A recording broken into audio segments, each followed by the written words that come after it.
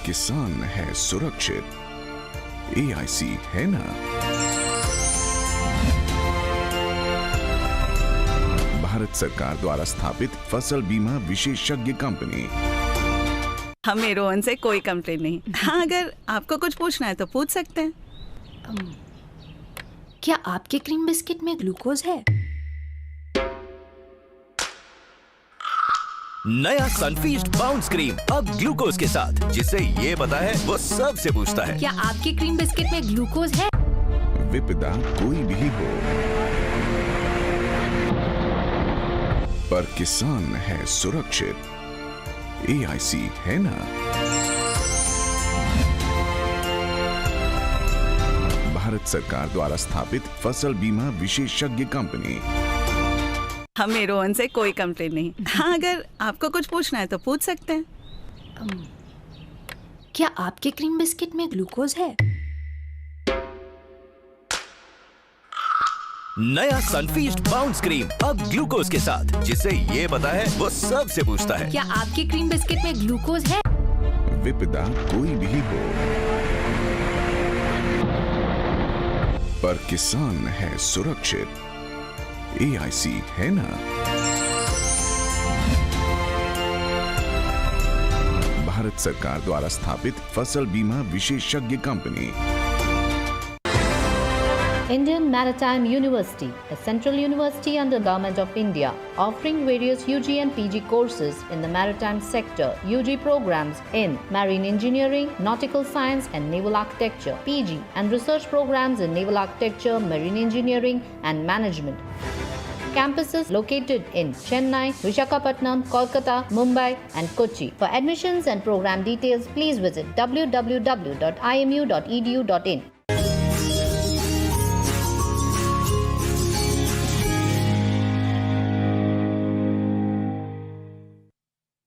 जिनके बलिदानों से मिली हमें आजादी, ये है उन वीर सपूतों की कर्म भूमि। जो दिन रात करते हैं इसकी रक्षा, ये है उन वीर जवानों की भूमि। जो मेहनत से सींचकर भरते हैं पेट देश का, ये है उन किसानों की भूमि। जिन्हें गर्व है अपने तिरंगे पर, ये है उन स्वाभिमानी भारतीयों की भूमि। जहां लोग शांति और प्रेम से रहते हैं, वो है हम सबकी भारत भूमि। 75वें स्वतंत्रता दिवस के इस पर्व पर पूरे विश्व में बसे हुए भारतीयों को एग्रीकल्चर इंश्योरेंस कंपनी की ओर से हार्दिक शुभकामनाएं। आइए इस स्वतंत्रता दिवस पर हम सब प्रण लें और साथ मिलकर बढ़ाएं कदम एक उज्जवल भविष्य की ओर। जय हिंद।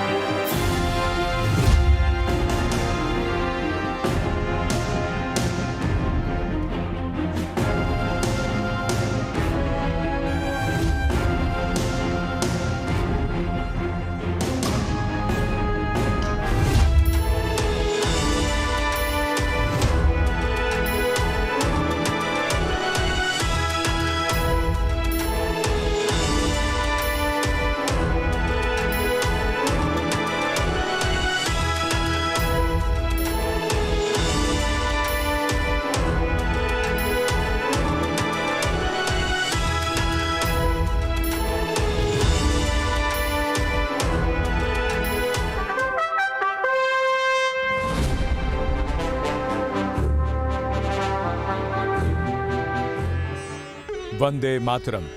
75वें स्वाधीनता दिवस की अनेक बधाई और शुभकामनाएं। नमस्कार and joyous Independence Day greetings. ये हमारी आज़ादी का जश्न है, हमारा स्वाधीनता दिवस। यूं तो ये जश्न हम हर साल मनाते हैं, लेकिन इस बार बात जरा अलग है। हमने आज़ादी के 74 वर्ष पूरे किए हैं और 75वां वर्ष प्रारंभ हो रहा है। ये हमारी आज़ादी का अमृत महोत्सव है। 15 अगस्त की सुबह जब देश जागता है, तो अपने मस्तक पर आजादी का गौरव अलग ढंग से दमकता हुआ महसूस करता है। इस दिन देश की मिट्टी अलग रंग में निखरी हुई नजर आती है। असंख्य देशभक्तों और राष्ट्रभक्तों के त्याग और बलिदान के बाद हमने आजादी पाई थी और सन 1947 में पहली बार यहां लाल किले पर तिरंगा फहराया गया था।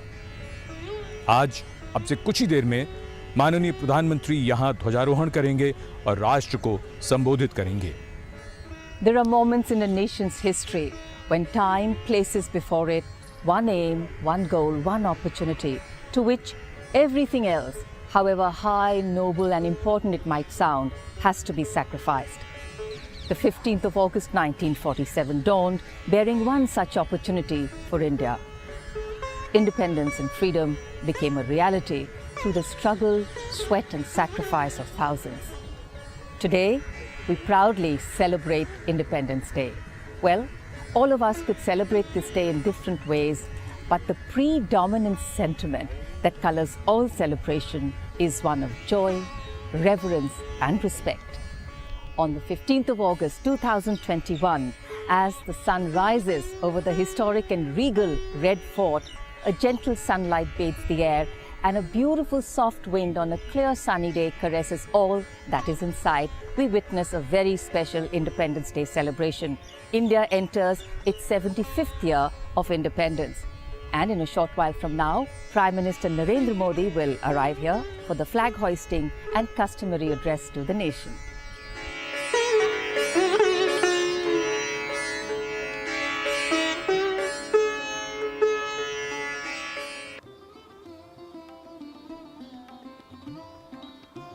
पंद्रह अगस्त का दिन यानी हमारा स्वाधीनता दिवस, हमारा राष्ट्रीय पर्व, हर भारतीय के लिए गर्व और गौरव का अवसर। आज का दिन इसलिए भी खास है क्योंकि हम अपनी आजादी के 75वें वर्ष में प्रवेश कर रहे हैं। देश की आजादी के 75 वर्षों को समर्पित अमृत महोत्सव की विधिवत शुरुआत माननीय प्रधानमंत्री श्री नरेंद्र मोदी द्वारा इसी वर्ष 12 मार्च को अहमदाबाद में की जा चुकी है। और इस अमृत महोत्सव में देश के अलग अलग क्षेत्रों में देश प्रेम की भावना से परिपूर्ण आयोजन किए जा रहे हैं। आजादी के 75 साल पूरे होने का मौका देश के लोकतांत्रिक इतिहास का एक सुनहरा अध्याय है, जिसमें देश और दुनिया के करोड़ों भारतवासी पूरे उत्साह से अपना योगदान दे रहे हैं। So today, for every Indian living not only across the length and breadth of this beautiful country, but also across the myriad time zones of our deeply interconnected world, it is a day of celebration. And yes, we celebrate many things. A determination to stay united and committed to the values which form the bedrock of our independence struggle. We also celebrate our coming together in the face of adversity. And of course, we celebrate the people who serve this vibrant, tolerant, complex, paradoxical, and incredible nation. Of course, we do have challenges that we face today, and surely more are waiting in the wings. But that's the inevitable story of progress. Usha काल को, प्रातः समय को अमृत काल या अमृत वेला भी कहा जाता है और लाल किले की प्राचीर पर ओलंपिक खेलों में भारत का मान बढ़ाने वाले ओलंपिक खिलाड़ी इस समय लाल किले की प्राचीर पर नीरज चोपड़ा, जिन्होंने भारत को स्वर्ण पदक दिलवाया पहली बार एथलेटिक्स में, भारत का गौरव, भारत का मान बढ़ाया और आज सम्मान स्वरूप ये सभी खिलाड़ी लाल किले के इस प्रांगण प्राचीर पर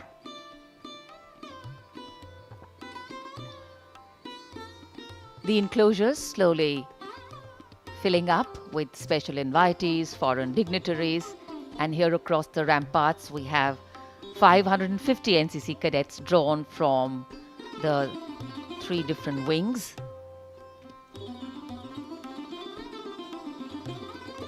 And as we move into our 75th year of independence, we foreground history, hope, and our home, a land that has held in its embrace a civilization that is as dynamic as it is diverse, as ancient as it is modern, and as simple as it is layered. With color, culture, and creativity being her glorious ornaments, she never ceases to amaze anyone who connects with her free spirit. Bharat का स्वाधीनता दिवस एक बेहद खास मौका, 75वां स्वाधीनता दिवस हमारा, जिसमें ओलंपिक खेलों में, टोक्यो ओलंपिक खेलों में देश के लिए पदक जीतने वाले खिलाड़ी मौजूद हैं। 550 एनसीसी कैडेट्स जो कि थल सेना, नौसेना और वायुसेना के विंग से चुने गए हैं, स्कूली छात्र, वो यहाँ पर साक्षी बन रहे हैं इस राष्ट्रीय पर्व का। और साथ ही बड़ी संख्या में खासो आम जनता जो कि आज यहाँ पर मौजूद है। स्वाधीनता दिवस समारोह के प्रसारण को देश और दुनिया के कोने कोने तक पहुंचाने और उसे उत्कृष्ट स्वरूप देने के लिए दूरदर्शन हमेशा प्रयासरत रहा है। इस बार के समारोह का जीवंत, सजीव और गुणवत्तापूर्ण प्रसारण सुनिश्चित करने के लिए भी दूरदर्शन ने विशेष प्रबंध किए हैं।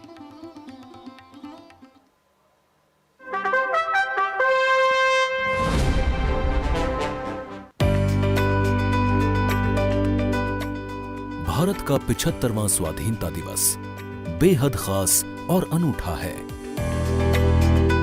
लाल किले पर आयोजित होने वाले मुख्य समारोह से जुड़ी हर गतिविधि को आप तक पहुंचाने के लिए लोक प्रसारक प्रसार भारती दूरदर्शन ने नवीनतम आधुनिक तकनीकों के समायोजन से व्यापक इंतजाम किए हैं। भारत के राष्ट्रीय पर्व के सीधे प्रसारण के लिए 30 से अधिक कैमरे लगाए गए हैं।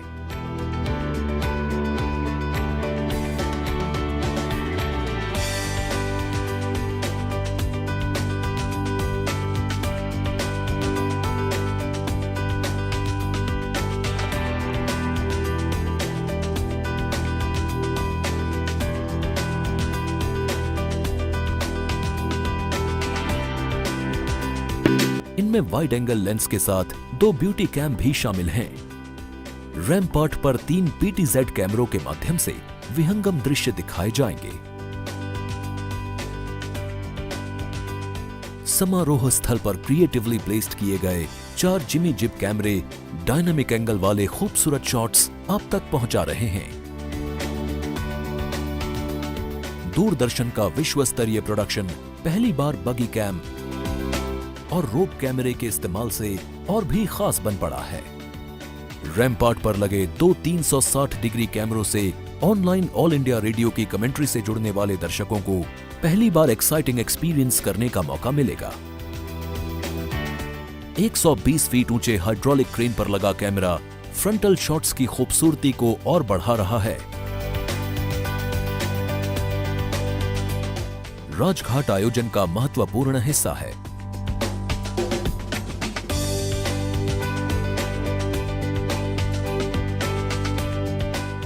और यहां भी मल्टी कैमरों के क्रिएटिव एंगल के जरिए हर गतिविधि को कैप्चर करने की व्यवस्था की गई है।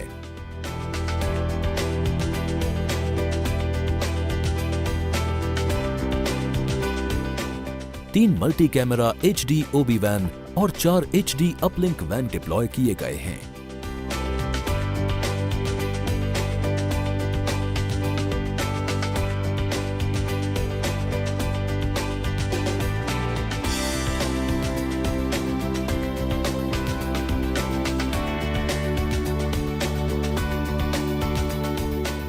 एक प्रोडक्शन कंट्रोल रूम खास तौर पर इस बड़े आयोजन को बेहतरीन बनाने के लिए डिप्लॉय किए गए हैं।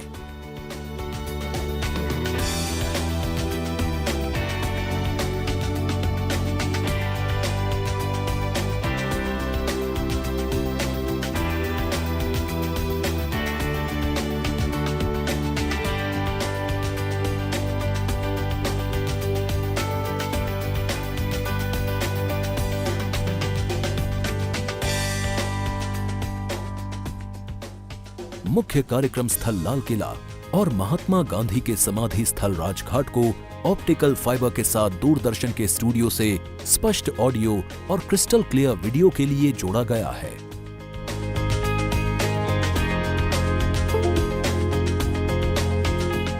इसके अलावा बैकपैक कनेक्टिविटी के जरिए भी लाल किला और राजघाट को दूरदर्शन केंद्र से जोड़ा गया है। दूरदर्शन के 100 से भी ज्यादा क्रिएटिव लोगों की टीम पिछले 3 महीने से भारत सरकार के अलग अलग विभागों के साथ इस आयोजन को सफल बनाने में लगी है।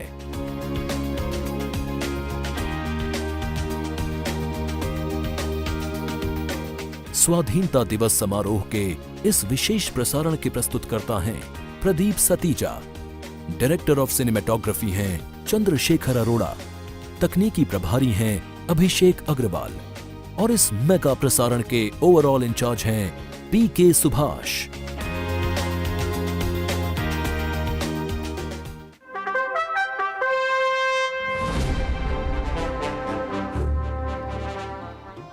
In fact, long after the spoken word has dissolved into time and space and exited our cognitive memory, it is the power of our visual experience that resonates in our recollections. So a clear sunny day, though the humidity levels are high, and ever since we arrived here this morning, the Red Fort has been a hub of activity. In fact, today's celebrations here are the result of several days of practice and laborious inputs in decorating the venue. Beautiful decorations, unusual and very, very special. As we come together to celebrate our 75th Independence Day, the chorus is hard to miss. May the largest democracy move from strength to strength. तैयारियां तो इस बार एक नया कीर्तिमान बनाने में लगी हैं। 75वां स्वाधीनता दिवस समारोह दृष्टि के लिए एक नया अनुभव है और मन के लिए अपार संतोष। 75वां स्वाधीनता दिवस है और शताब्दी सिर्फ 25 साल दूर। एक एक पड़ाव हमने जैसे जैसे पार किया, हमने कहानी को मोड़ देकर उसे और खूबसूरत बना दिया। पीवी सिंधु दुनिया का सबसे बड़ा लोकतंत्र एक शानदार देश है। संभावनाएं जहां संकल्प बनती हैं और सिद्ध हो जाती हैं। लोगों की जिंदगी कैसे बदलती है, हमने ये करके दिखाया है।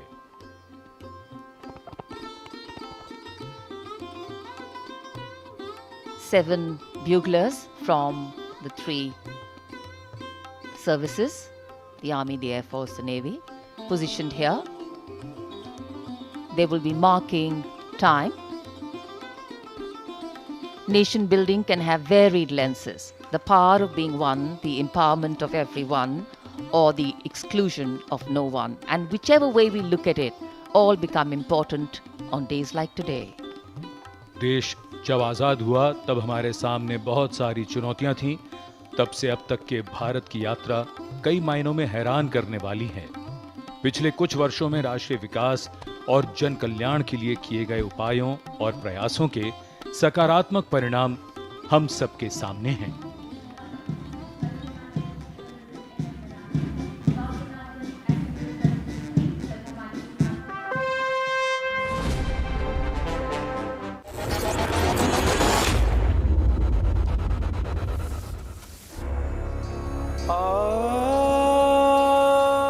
लगभग समय जितना ही प्राचीन,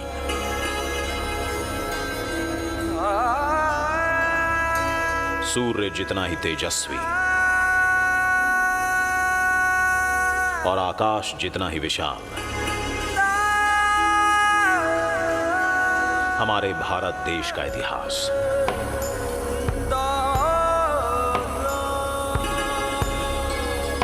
ज्ञान, विज्ञान और समृद्धि से सजा इतिहास। शौर्य, आध्यात्म और कलाकारी से छलकता इतिहास।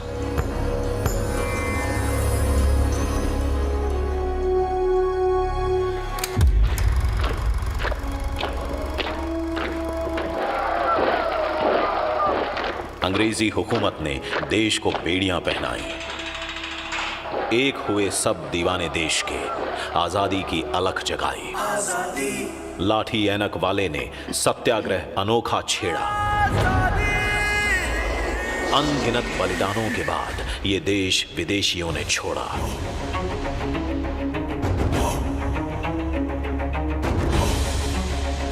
लौह पुरुष ने लोहे सा अखंड बनाया भारत। आजादी की नींव पर खड़ी हुई ये भव्य इमारत। तभी आजादी ने कहा, मैं मंजिल नहीं, राह हूं, अभी तो मैं शुरुआत हूं।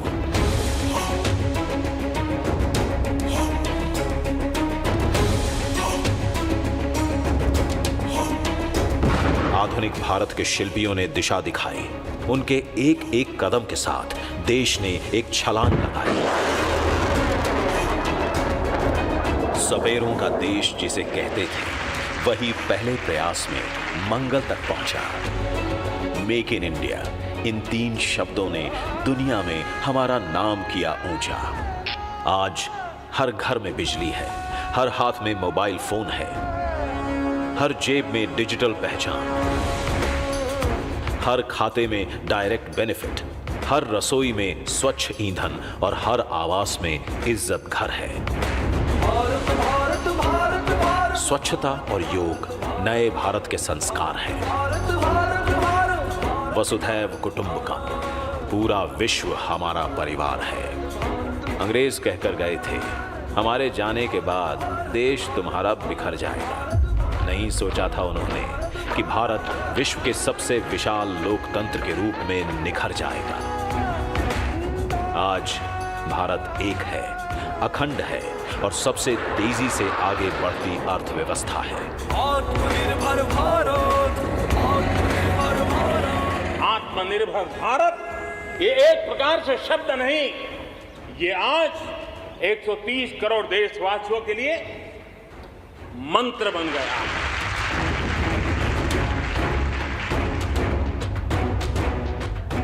आइए मनाते हैं स्वतंत्रता, एकता, विकास और लोकतंत्र के 75 साल।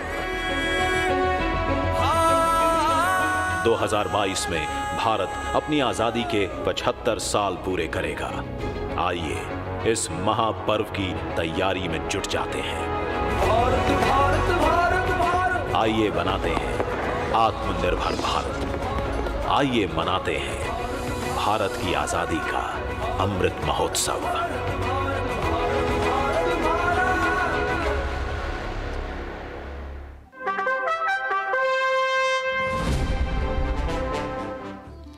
Azadi Ka Amrit Mahotsav is an intensive countrywide campaign that will focus on citizen participation to be converted into a Jan Andolan, with the belief that small changes at the local level will add up to significant national gains. Our progress over the last 74 years, from space and technology to health and education, our growth story will be showcased through different forms and means. लाल किले की प्राचीर पर विशिष्ट अतिथि दीर्घा, जिसमें केंद्रीय मंत्रिमंडल के सदस्य, ओलंपिक खेलों में भारत के लिए पदक जीतने वाले खिलाड़ी, जिसमें आपके स्क्रीन पर मीराबाई चानू, जिन्होंने भारोत्तोलन में देश को रजत पदक दिलाया, इस समय उपस्थित हैं लाल किले की प्राचीर पर। आज का ये जश्न है आजादी का, ये उत्सव है स्वतंत्रता का और ये राष्ट्रीय पर्व है नई उम्मीदों और संकल्पों का। 15 अगस्त का ये ऐतिहासिक दिन हमें अवसर देता है अपने गौरवशाली अतीत को याद करने का, उन हजारों शहीदों को नमन करने का जिन्होंने तिरंगे की आन बान और शान के लिए अपनी मातृभूमि पर प्राण न्यौछावर कर दिए। Right across the ramparts, you can see the National Flag Guard, comprising 5 officers and 130 men from the Army, Navy, Air Force and Delhi Police.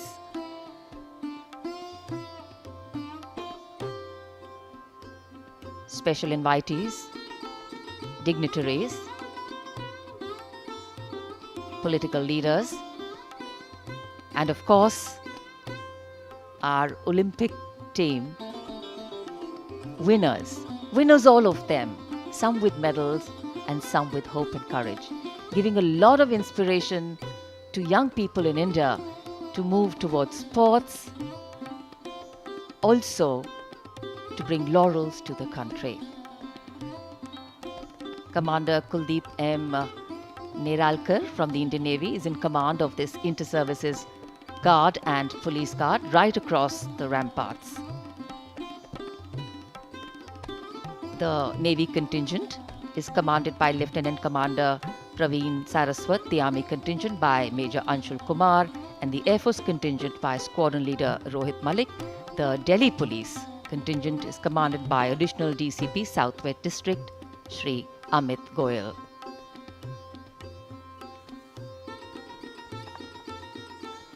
देश के 75वें स्वाधीनता दिवस समारोह के अवसर पर आज माननीय प्रधानमंत्री श्री नरेंद्र मोदी ध्वजारोहण करेंगे और ऐतिहासिक लाल किले की प्राचीर से राष्ट्र को संबोधित करेंगे।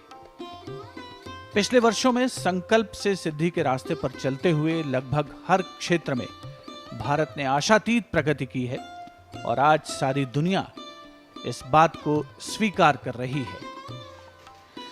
Freedom is not only about independence from foreign rule. In fact, freedom is the chance to do better, be better. आज भारत और संपूर्ण विश्व को कोरोना महामारी के रूप में एक बेहद जटिल चुनौती का सामना करना पड़ रहा है, लेकिन चुनौती को अवसर में बदलने का उदाहरण पेश करते हुए भारत ने कोरोना की चुनौती का जिस कुशलता से सामना किया है, उसे आज सारा विश्व देख रहा है। कोरोना प्रोटोकॉल का समुचित पालन ही हमारी आपकी इस महामारी से सुरक्षा का मूल मंत्र साबित हो सकता है।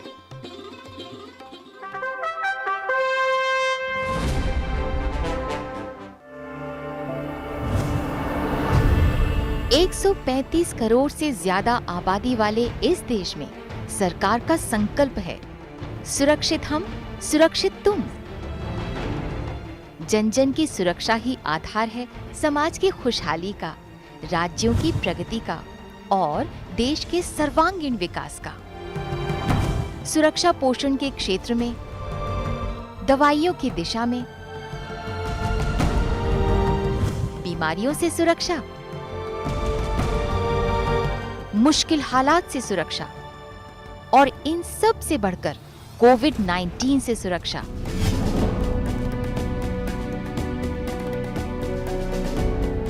दुनिया भर के लिए तबाही और त्रासदी का कारण बने कोरोना वायरस ने कुछ समय पहले भारत में मुश्किल हालात खड़े कर दिए थे। थोड़ा समय लगा और स्थिति नियंत्रण में आ गई। चुनौतियों के बीच वायुसेना और नौसेना ने जिस मुस्तैदी से तमाम क्षेत्रों में राहत पहुंचाई, उसने हर किसी का दिल जीत लिया। महामारी के बीच सरपट दौड़ती ऑक्सीजन एक्सप्रेस रेलगाड़ियों ने हम सबको हौसला दिया कि हिम्मत हारने की नहीं, डटकर लड़ने की जरूरत है। हमारे शास्त्रों में कहा गया है, प्राप्य आपदम न व्यथते कदाचित, उद्योगम अनु इच्छति चा प्रमत्तः। अर्थात विजेता आपदा आने पर उससे परेशान होकर हार नहीं मानते, बल्कि उद्यम करते हैं, परिश्रम करते हैं और परिस्थिति पर जीत हासिल करते हैं। कई राज्यों में लगाए गए नवनिर्मित ऑक्सीजन संयंत्र ये भरोसा दिलाते हैं कि हर एक की सांस की हिफाजत के लिए सरकार प्रतिबद्ध है। विषम परिस्थितियों के बीच कोविड केयर केंद्रों की स्थापना और उनका सुचारू संचालन ये उम्मीद दिलाता है कि भले ही दुश्मन अदृश्य है, लेकिन उससे लड़ने की तैयारी पुख्ता है। वसुधैव कुटुंबकम के सिद्धांत पर चलने वाले इस देश में जब कोरोना की दूसरी लहर ने तांडव मचाया, तो विश्व के तमाम मुल्कों ने भारत को अपना परिवार मानते हुए मदद के हाथ बढ़ाए। यह भारत के आदर्शों की ही जीत थी कि विदेशी सरकारें भारतीयों के लिए वह सब कुछ कर रही थी जो वो अपने नागरिकों के लिए करती हैं। कोरोना से बचने के 2 विकल्प हैं, कोविड दिशा निर्देशों का पालन और टीकाकरण। इस दिशा में सरकार का संकल्प है, सबको वैक्सीन, मुफ्त वैक्सीन।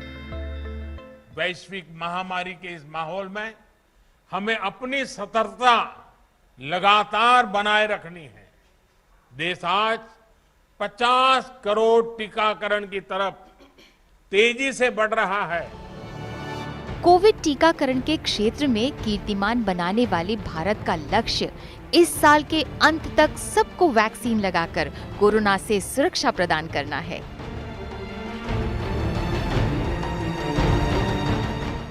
कोविड जांच केंद्रों, टीकाकरण केंद्रों की बढ़ती संख्या के साथ साथ बेहतर होते अस्पतालों ने इस महामारी से लड़ने में सुरक्षा प्रदान की है। इस आपदा में सबको भरपेट भोजन मिले, इसलिए मुफ्त राशन, मुफ्त अनाज की पहल ने दूर दराज के इलाकों में भी लोगों के चेहरे पर मुस्कान बिखेरी है। संकट की स्थिति में अपने नागरिकों को सुरक्षा प्रदान करना किसी भी सरकार का सबसे बड़ा कर्तव्य होता है। देश के हर नागरिक तक हम पहुंच सके, ये हर सरकार, हर जनप्रतिनिधि, हर प्रशासन की सामूहिक जिम्मेदारी है। भारत सरकार ने जो कदम उठाए हैं, उससे देशवासियों को भरोसा हो गया है कि सुरक्षित हैं हम और सुरक्षित हो तुम।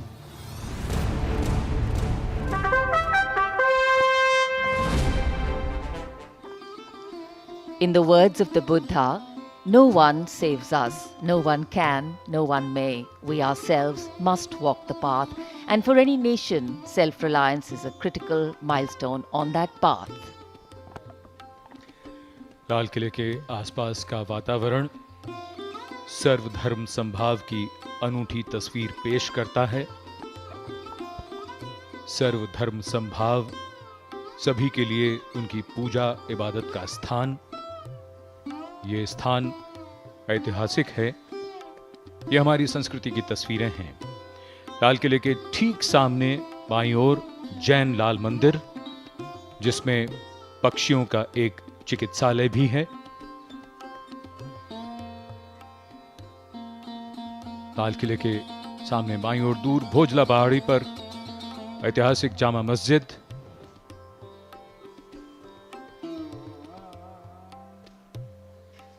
जैन लाल मंदिर के बराबर गौरी शंकर मंदिर, जहां सावन के महीने में भक्तों की अपार भीड़ होती है।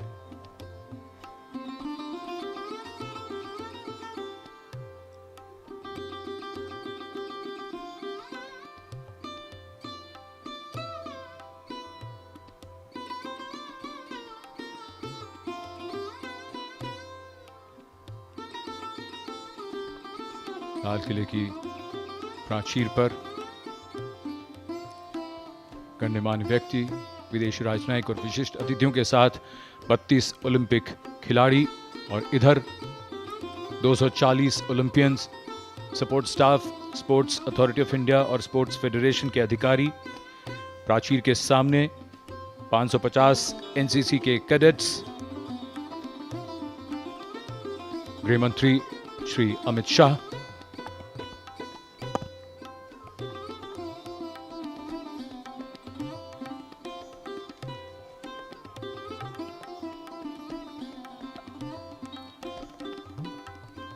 हमारी कई खूबियों में से एक है हमारी विविधता। अलग अलग प्रदेश, संस्कृति, भाषा और धर्म इस विशाल देश को अनूठा बनाते हैं और विशेष भी। Absolutely. Actually, before the desire for independence became a movement, before it gathered momentum, it started as a dream, dreamt by thinkers, visionaries and leaders. It started as a song and chant. Vande Mataram, inspiring people, stirring emotions. In fact, whenever we think of the independent movement, the bespectacled, calm and benign gaze of Mahatma Gandhi or Bapu flashes across the mind. Bapu, mild-mannered but strongly determined, seemingly frail but strength personified, sober of speech but with a great sense of humor. We remember him today with gratitude, fondness and respect.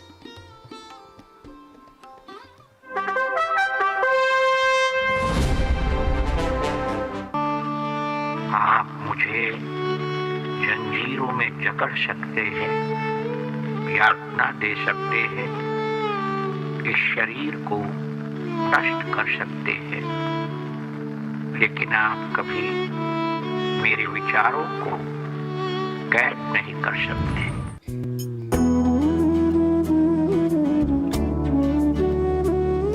Mohandas Karamchand Gandhi, जितनी सरल छवि उतना ही प्रभावशाली व्यक्तित्व। गांधी जी ने अपने अनुपम संकल्पों और अनूठे उपायों से स्वतंत्रता संघर्ष में देशवासियों को एकजुट किया और राष्ट्र के स्वाधीन होने में अहम भूमिका निभाई। गांधी जी के जहन में एक सपनों का भारत था। आजादी के 74 साल बाद देश उसी रास्ते पर आगे बढ़कर बापू के सपनों को साकार करने की कोशिश में लगा है। गांव और ग्रामीण गांधी जी के विचारों के केंद्र में थे। आज ज्यादातर सरकारी योजनाओं के केंद्र में भी यही हैं। मौजूदा सरकार ने ग्राम उदय से भारत उदय योजना से गांधी जी की सोच को सच कर दिखाया। स्वच्छता को बापू ने स्वतंत्रता से भी जरूरी बताया था। उनके अनुसार स्वच्छता ही सेवा है। 6 लाख से ज्यादा गांवों का खुले में शौच मुक्त हो जाना, 10 करोड़ से ज्यादा शौचालयों का निर्माण होना और पिछले 5.5 सालों में स्वच्छता के प्रतिशत में कमाल की वृद्धि होना ये दिखाता है कि पूरा देश बापू की राह पर आगे बढ़ रहा है। गांव हो या शहर, हर जगह रहने वाले व्यक्ति को बापू आत्मनिर्भर बनता देखना चाहते थे। आज स्किल इंडिया के सहारे हर हाथ को हुनर देने की बात हो या मुद्रा योजना के सहारे लोगों को खुद का व्यापार करने के लिए प्रेरित करना हो, इन सब के पीछे की सोच बापू के सपने को साकार करने की है। चरखे पर सूत काटना हो या फिर खादी को जीवन का हिस्सा बनाना हो, गांधी जी इन सबको स्वावलंबन के साथ ही साथ परंपरा के साथ भी जोड़कर देखते थे। नदियों को देश का नक्शा मानने वाले बापू इन्हें प्रदूषण मुक्त करने पर बहुत ध्यान देते थे। आज नमामि गंगे जैसी पहल उसी दिशा में एक सार्थक प्रयास है। बापू के भारत में हर किसी के लिए खुशहाली है और बहुत जल्द ये सपना पूरा होने को है।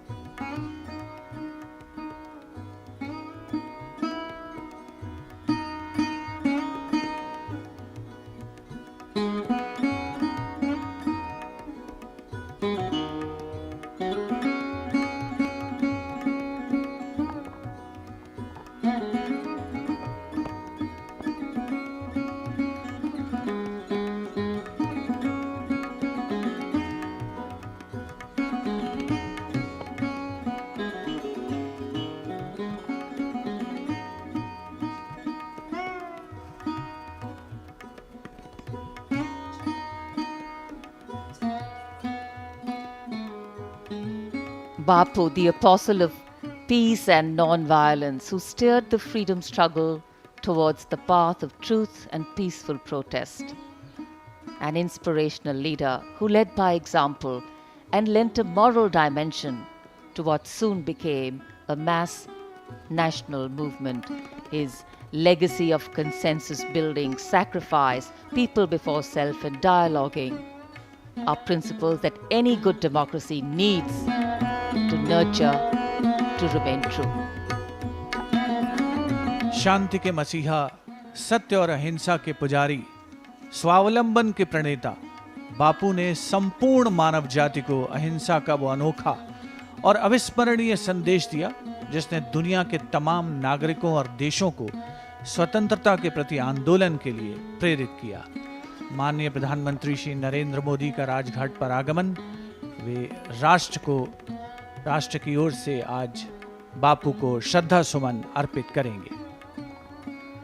The Prime Minister has arrived at Rajghat, the Samadhi of Mahatma Gandhi, to pay homage to the father of the nation who walked and talked the path of peace, tolerance, and non-violence.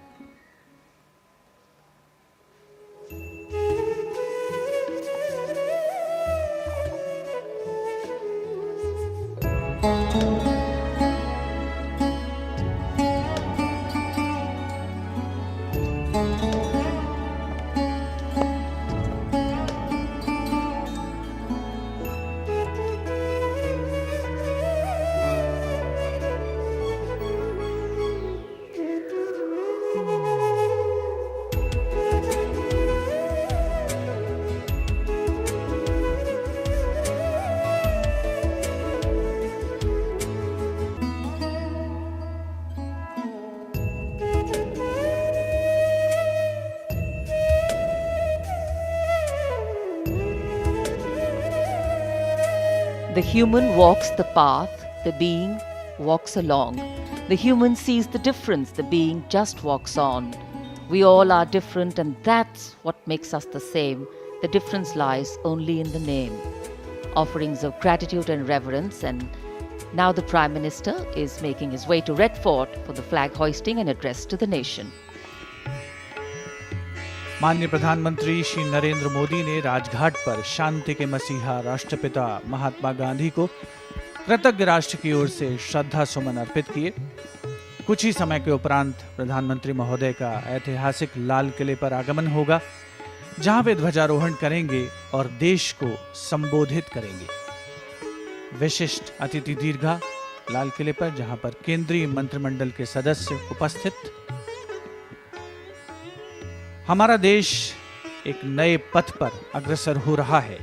पिछले कुछ वर्षों में भारत ने अलग अलग क्षेत्रों में चौतरफा प्रगति की है, चाहे खेलों की बात करें या अन्य क्षेत्रों की। सारी दुनिया आज भारत में आ रहे नए, अनुपम, अनूठे और सकारात्मक बदलावों की कायल हो रही है। बदलाव के ऐसे ही एक अनोखे अभियान को हम सब आत्मनिर्भर भारत अभियान के नाम से जानते हैं।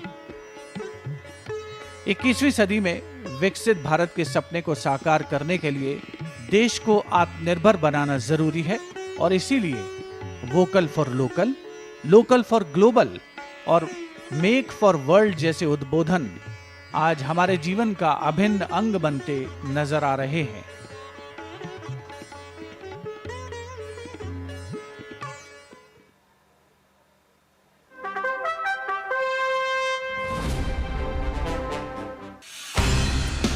खुद पर भरोसा, दुनिया भर में छा जाने की ललक और लोकल से वोकल का मंत्र, कुछ ऐसे ही बढ़ रहा है देश आत्मनिर्भर भारत के निर्माण की ओर। कोरोना संकट के इस दौर में हर एक देशवासी के सपने को साकार कर उसके चेहरे पर मुस्कान और जीवन में खुशहाली लाने का ही नाम है आत्मनिर्भर भारत। विश्व की आज की स्थिति हमें सिखाती है कि इसका मार्ग एक ही है, आत्मनिर्भर भारत। आत्मनिर्भर भारत के संकल्प को सिद्ध करने के लिए लैंड, लेबर, लिक्विडिटी और लॉ सभी पर ध्यान दिया गया है। ये आर्थिक पैकेज हमारे कुटीर उद्योग, गृह उद्योग, लघु और मंझोले उद्योग, हमारे MSME के लिए है, जो करोड़ों लोगों की आजीविका का साधन है। सही मायनों में यही आत्मनिर्भर भारत के हमारे संकल्प का मजबूत आधार है। आत्मनिर्भर भारत पैकेज देश के उस श्रमिक के लिए है, देश के उस किसान के लिए है जो हर स्थिति, हर मौसम में देशवासियों के लिए दिन रात परिश्रम कर रहा है। ये हमारे देश के मध्यम वर्ग के लिए है, जो देश के विकास में अपना योगदान देता है। ये भारतीय उद्योग जगत के लिए है, जो भारत के आर्थिक सामर्थ्य को बुलंदी देने के लिए संकल्पित है। संकट के समय में लोकल ने ही हमें बचाया है। समय ने हमें सिखाया है कि लोकल को हमें अपना जीवन मंत्र बनाना ही होगा। हर भारतवासी को अपने लोकल के लिए वोकल बनना है।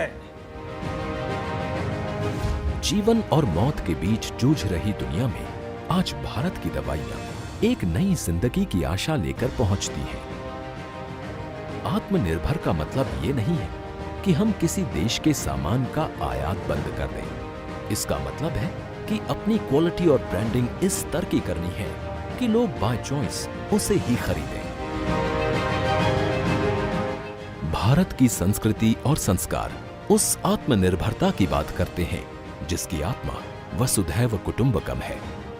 भारत की संस्कृति, भारत के संस्कार उस आत्मनिर्भरता की बात करते हैं जिसकी आत्मा वसुधैव कुटुंबकम है। आज हमारे पास साधन है, दुनिया का बेहतरीन टैलेंट है, तो हमें किस चीज का इंतजार है? यदि हमें किसी का सहारा लेना है तो हमें अपने अंदर छिपी योग्यता, अपने मनोबल और अपने आत्मविश्वास का लेना है, क्योंकि उससे व्यक्ति आत्मनिर्भर बनता है और आत्मनिर्भर व्यक्ति के लिए सफलता के दरवाजे हमेशा खुले होते हैं। 21वीं सदी को भारत की सदी बनाने का लक्ष्य आत्मनिर्भर भारत के प्रण से ही पूरा होगा।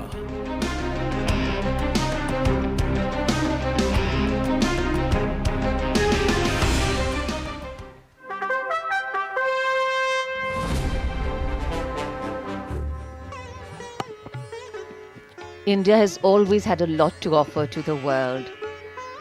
Its history has seen tumultuous times, and its wealth and territory have been at the receiving end of different forms of aggression. But with a culture that assimilates all and with a spirit that rests in the collective, we strive to sustain and strengthen our destiny. The historic Red Fort, in its simple magnificence, from where we are bringing these live images of the celebration of our 75th Independence Day, has been witness to the unfolding of Indian history. In fact, it has also seen the unfolding of Indian democracy since independence. आज की सुबह अमृत वेला का अनुभव सबसे अलग है। आज़ादी के 74 साल पूरे करके अब हम 75वें वर्ष में प्रवेश कर रहे हैं। हम मना रहे हैं स्वतंत्रता का अमृत महोत्सव। आज़ादी पाने के लिए एक लंबा संघर्ष हमारे राष्ट्रभक्तों और क्रांतिकारियों ने किया। इन सभी ने ऐसे ऐसे बलिदान दिए जो हमें प्रेरणा भी देते हैं और हैरत में भी डालते हैं। अंग्रेजों ने आज़ादी की मांग के खिलाफ अक्सर ये तर्क भी दिया था कि अगर भारत को आज़ादी मिल भी गई तो उसे भारतवासी संभाल नहीं पाएंगे।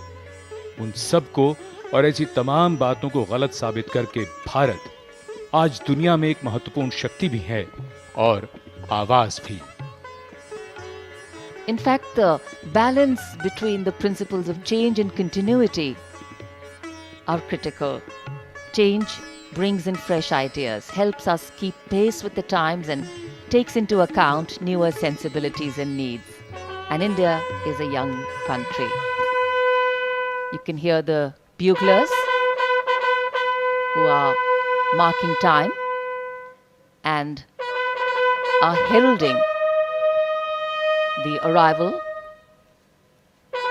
of Prime Minister Narendra Modi's carcade as it takes this gentle curve around the moat of the Red Fort. बिगुल का उद्घोष हुआ, जो संकेत है भारत के प्रधानमंत्री के आगमन का। लाल किले की ऊंची दीवारें, भव्य पृष्ठभूमि, प्रधानमंत्री की कारों का काफिला लाहौरी गेट की ओर बढ़ता हुआ। लोकतंत्र का ये रंग देखने के लिए भारत ने लंबा संघर्ष किया और आज़ादी पाई। आज उसी आज़ादी के अमृत महोत्सव पर आगमन हो रहा है प्रधानमंत्री श्री नरेंद्र मोदी का। लाल किले की प्राचीर के सामने प्रधानमंत्री का आगमन।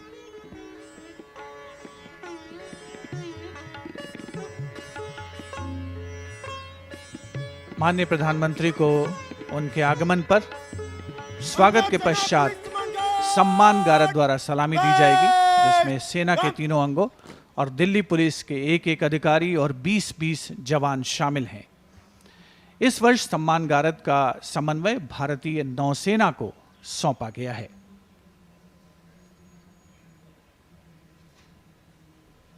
माननीय प्रधानमंत्री श्री नरेंद्र मोदी का आगमन ऐतिहासिक लाल किले पर स्वाधीनता दिवस का 75वां समारोह। माननीय प्रधानमंत्री महोदय का स्वागत रक्षा मंत्री श्री राजनाथ सिंह द्वारा, साथ में रक्षा राज्य मंत्री श्री अजय भट्ट, रक्षा सचिव डॉक्टर अजय कुमार, रक्षा सचिव द्वारा माननीय प्रधानमंत्री महोदय का परिचय दिल्ली क्षेत्र के GOC lieutenant general Vijay Kumar Mishra से करवाया गया। और अब माननीय प्रधानमंत्री सलामी मंच की ओर अग्रसर। अंतर सेना पुलिस सम्मान गार्ड, जनरल सलाम, सलाम, चेक।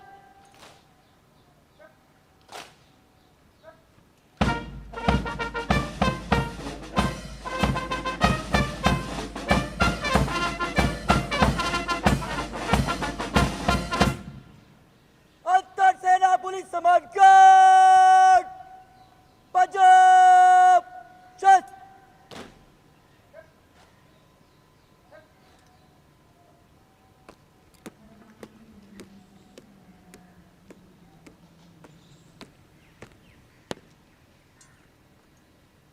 अंतर सेना पुलिस सम्मान गार्ड आपके निरीक्षण के लिए तैयार है श्रीमान। Commander Piyush Gore, who is commanding this Guard of Honor, requests the Prime Minister to please come and inspect the Guard of Honor. The Air Force Band positioned there will strike up a slow march.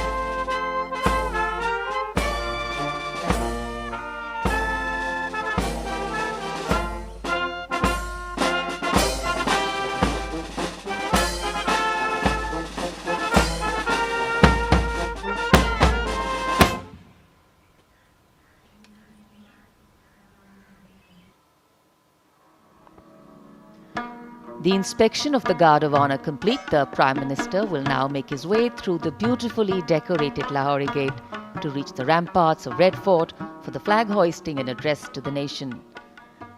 Today, as we take a look at our achievements, there is a sense of pride, but also a realization of the miles we need to walk for achieving the different shades of independence.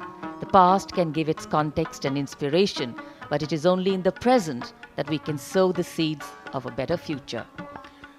माननीय प्रधानमंत्री सम्मान गारद के निरीक्षण के बाद लाल किले की प्राचीर की ओर प्रस्थान करते हुए लाल किले का ये दरवाजा, लाहौरी गेट, लाल किले की पश्चिमी दीवार के बीच लाहौरी गेट जो चांदनी चौक के सामने है, 41 फीट ऊंचा और 24 फीट चौड़ा विशाल दरवाजा। हर वर्ष ये दृश्य मानो इतिहास के पन्नों से निकलते हैं और इनमें हर साल कुछ और गौरवशाली पन्ने जुड़ जाते हैं। आज का समारोह इतिहास में दर्ज होता हुआ।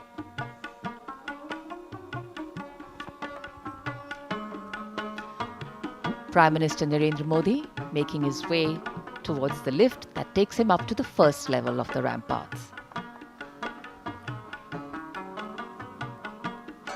विशिष्ट अतिथि दीर्घा लाल किले की प्राचीर पर, जिसमें केंद्रीय मंत्रिमंडल के सदस्य, वरिष्ठ अधिकारी, विदेशी राजनयिक और साथ ही ओलंपिक खेलों में देश का मान बढ़ाने वाले वो एथलीट जो परचम फहराने की तमन्ना रखते हैं और उसे अंजाम तक पहुंचाते हैं।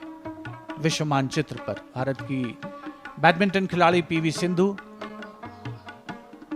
पहलवान रवि दहिया और बजरंग पूनिया, माननीय प्रधानमंत्री महोदय का प्राचीर पर आगमन, उनका स्वागत,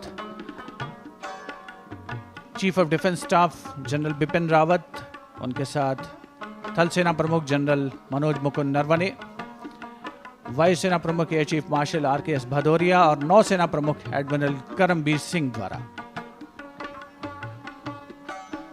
As the world gets more interconnected and interdependent, nations taking part in each other's celebrations, particularly national celebrations, has and continues to be a sign of goodwill and camaraderie. Foreign dignitaries, military attaches, diplomats, and other special invitees were also present here to join the celebration of India's 75th Independence Day. In fact, this is just the beginning. From now till our Independence Day next year, that is in 2022, a series of events, projects and campaigns have been planned to celebrate 75 years of independence of the world's largest democracy. And as we take pride in being called the world's largest democracy, we all need to put in that extra effort, walk that extra mile and take on that extra load of discomfort to ensure that the principles of democratic functioning, dissent and diversity are maintained.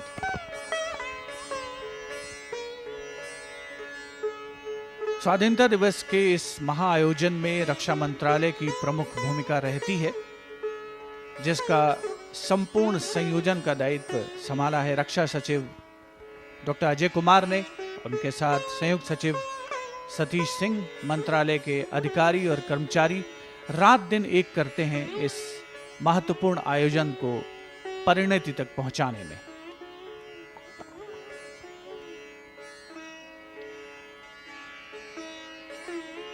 This grand red sandstone fortress, beautiful visuals you're seeing of Red Fort, without doubt the centerpiece of our Independence Day celebrations. लाल किले की प्राचीर के सामने जहां करीब 240 Olympians हैं, उनका support staff है, स्पोर्ट्स अथॉरिटी ऑफ इंडिया और स्पोर्ट्स फेडरेशन के अधिकारी हैं।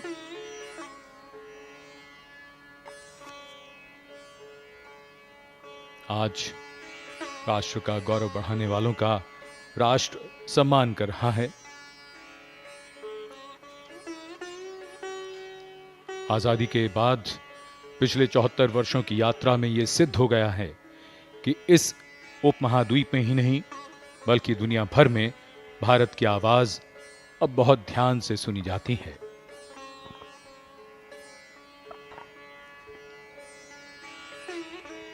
The country today is celebrating and participating in one more celebration of a day that holds in its memory and legacy the power and responsibility that come with freedom, the life force of democracy.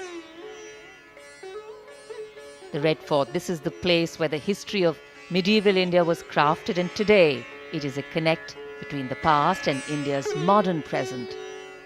This rare living symbol telling its own story.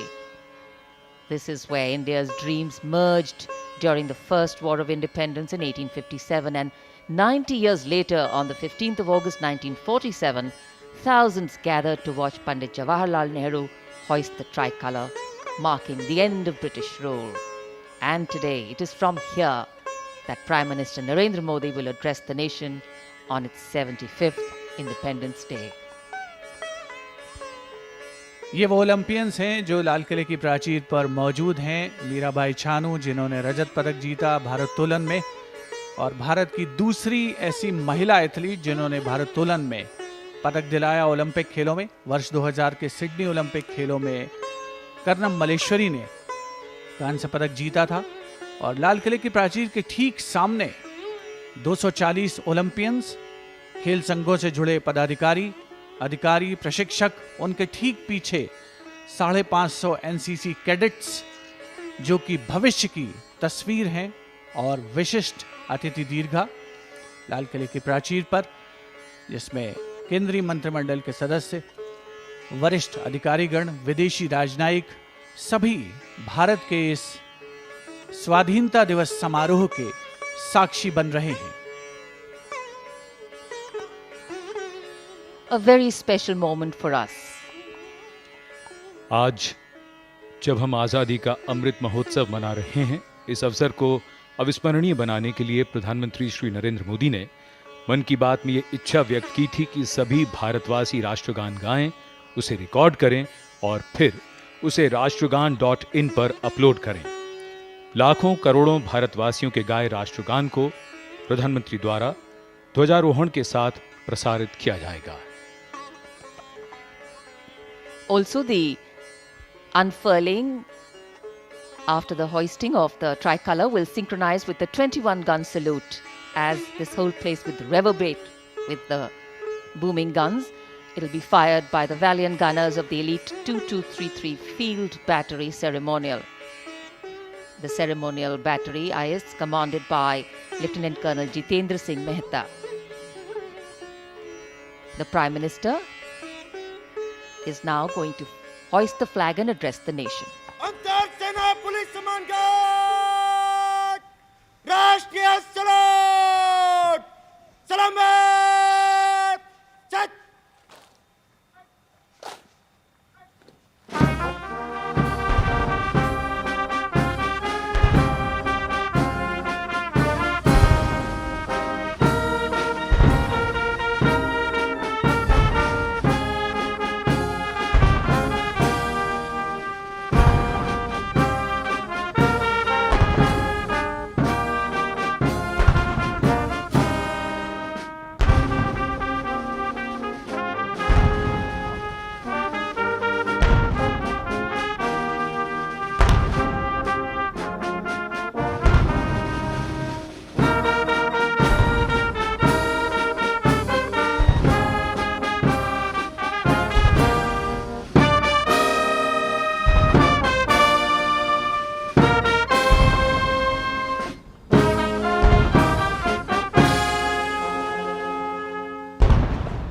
अंतर सेना police सम्मान guard, बाजो, चट। The venue still reverberating with the 21-gun salute. बगल, चट। अंतर सेना police सम्मान गार्ड, बात चलेगा, बात, मत।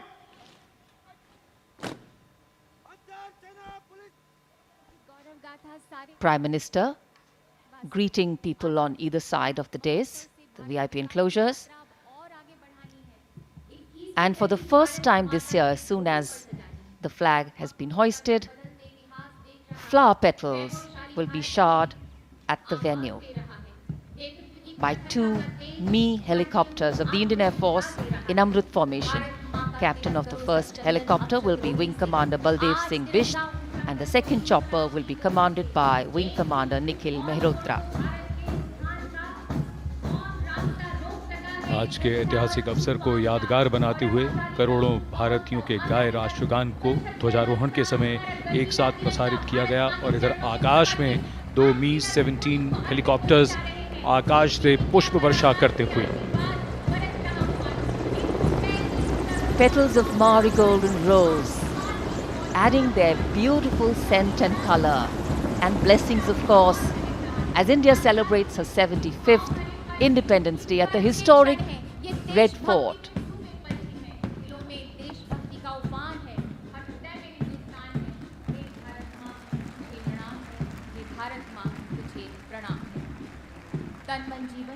स्वाधीनता दिवस समारोह के इतिहास में पहली बार आकाश से पुष्प वर्षा। भारत की अखंड एकता के नायक ही नहीं, विश्व एकता के नायक भी हैं, कोटि कोटि जनों के जननायक भी हैं। हमारा आपसे विनम्र निवेदन है माननीय प्रधानमंत्री जी कि कृपया राष्ट्र को संबोधित करें।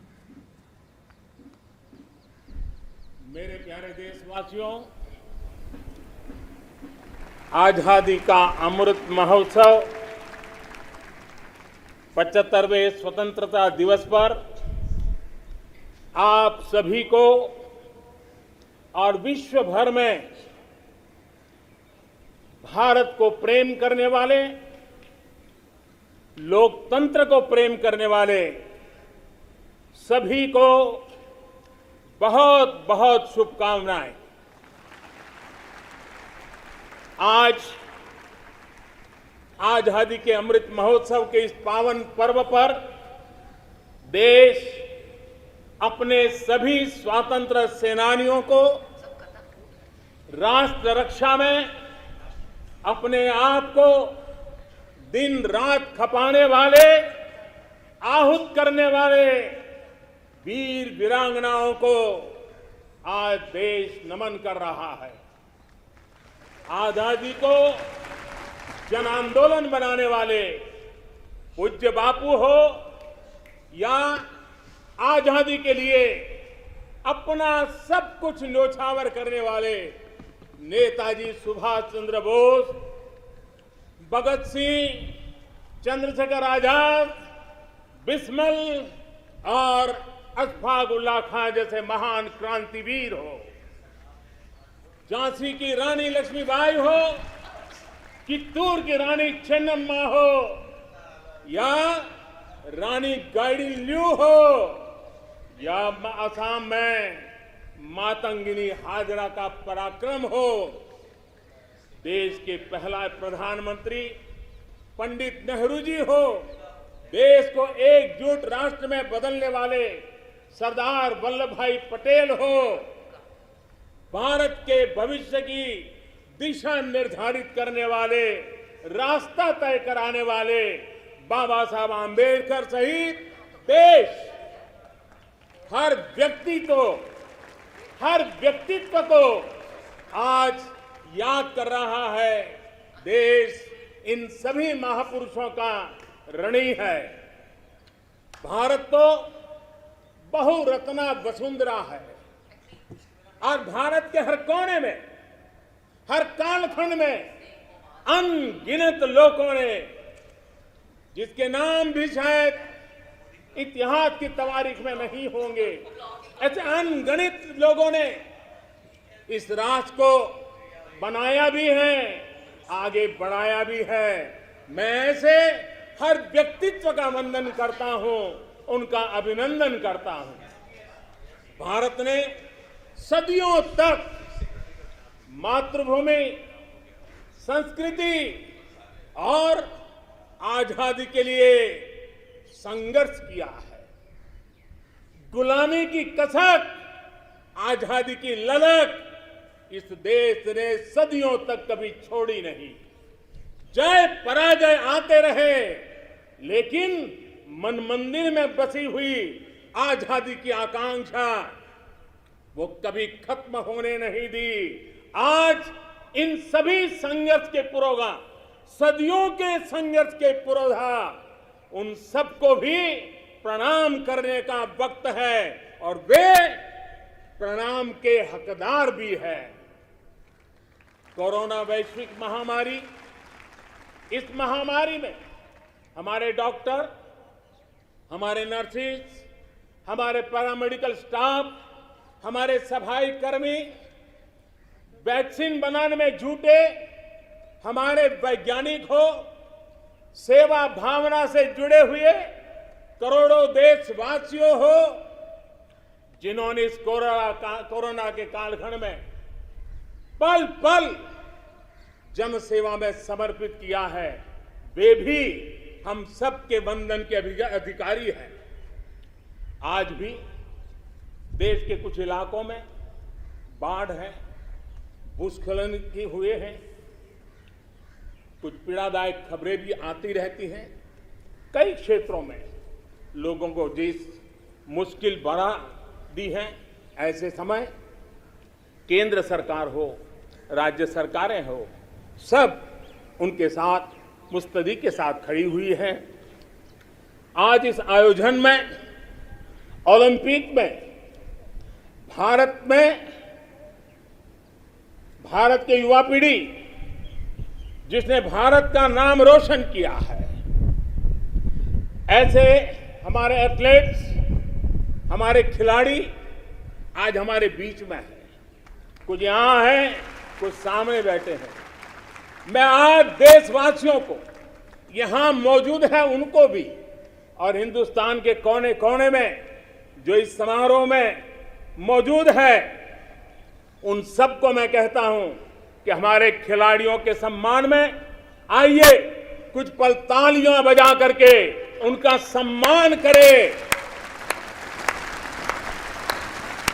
भारत के खेलों का सम्मान, भारत की युवा पीढ़ी का सम्मान, भारत को गौरव दिलाने वाले युवाओं का सम्मान, देश, करोड़ों देशवासी आज तालियों की गड़गड़ाहट के साथ हमारे इन जवानों का, देश की युवा पीढ़ी का गौरव कर रहे हैं, सम्मान कर रहे हैं। एथलीट्स ने विशेष तौर पर हम ये गर्व कर सकते हैं कि उन्होंने हमारा दिल ही नहीं जीता है, लेकिन उन्होंने आने वाली पीढ़ियों को भी, भारत की युवा पीढ़ी को भी प्रेरित करने का बहुत बड़ा काम किया है। मेरे प्यारे देशवासियों, हम आजादी का जश्न मनाते हैं, लेकिन बंटवारे का दर्द आज भी हिंदुस्तान के सीने को छलनी करता है। ये पिछली शताब्दी की सबसे बड़ी त्रासदी में से एक थी। आजादी के बाद इन लोगों को बहुत ही जल्द भुला दिया गया। कल ही भारत ने एक भावुक निर्णय लिया है। अब से हर वर्ष 14 अगस्त को विभाजन विभीषिका स्मृति दिवस के रूप में याद किया जाएगा।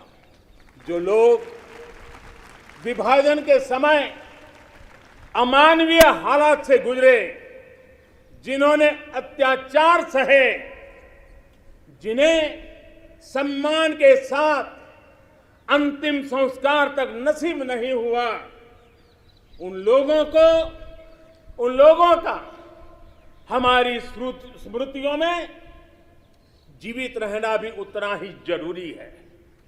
आजादी के 75वें दिवस, स्वतंत्रता के दिवस पर विभाजन विभीषिका स्मृति दिवस का तय होना ऐसे लोगों को हर भारतवासी की तरफ से आदर पूर्वक श्रद्धांजलि है।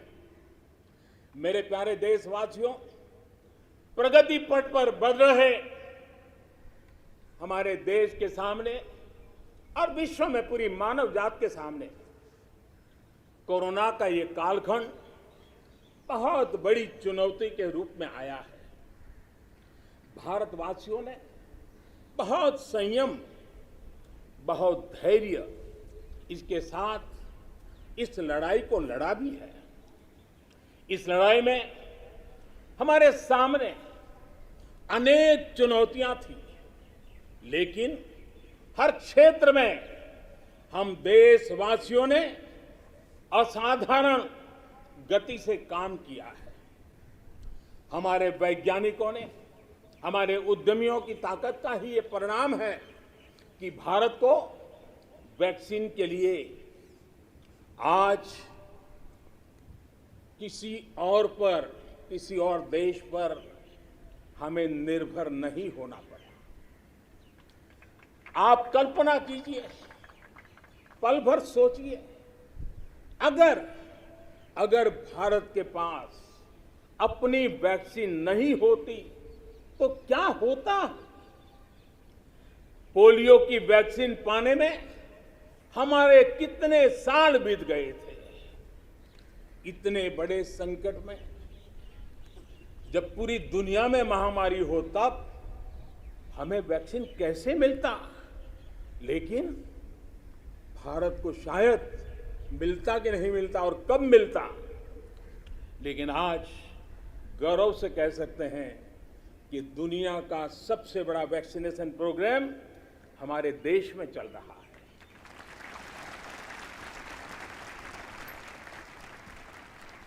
54 करोड़ से लोग, 54 करोड़ से ज्यादा लोग वैक्सीन डोज लगा चुके हैं। कोविन जैसी ऑनलाइन व्यवस्था, डिजिटल सर्टिफिकेट देने की व्यवस्था आज दुनिया को आकर्षित कर रही है। महामारी के समय भारत जिस तरह से 80 करोड़ देशवासियों को महीनों तक लगातार मुफ्त अनाज देकर के उनके गरीब के घर के चूल्हे को जलते रखा है, यह भी दुनिया के लिए एक अचरज भी है और चर्चा का विषय भी है। ये बात सही है कि अन्य देशों की तुलना में भारत में कम लोग संक्रमित हुए। ये भी सही है कि दुनिया के देशों की जनसंख्या की तुलना में भारत में हम अधिकतम मात्रा में हमारे नागरिकों को बचा सके।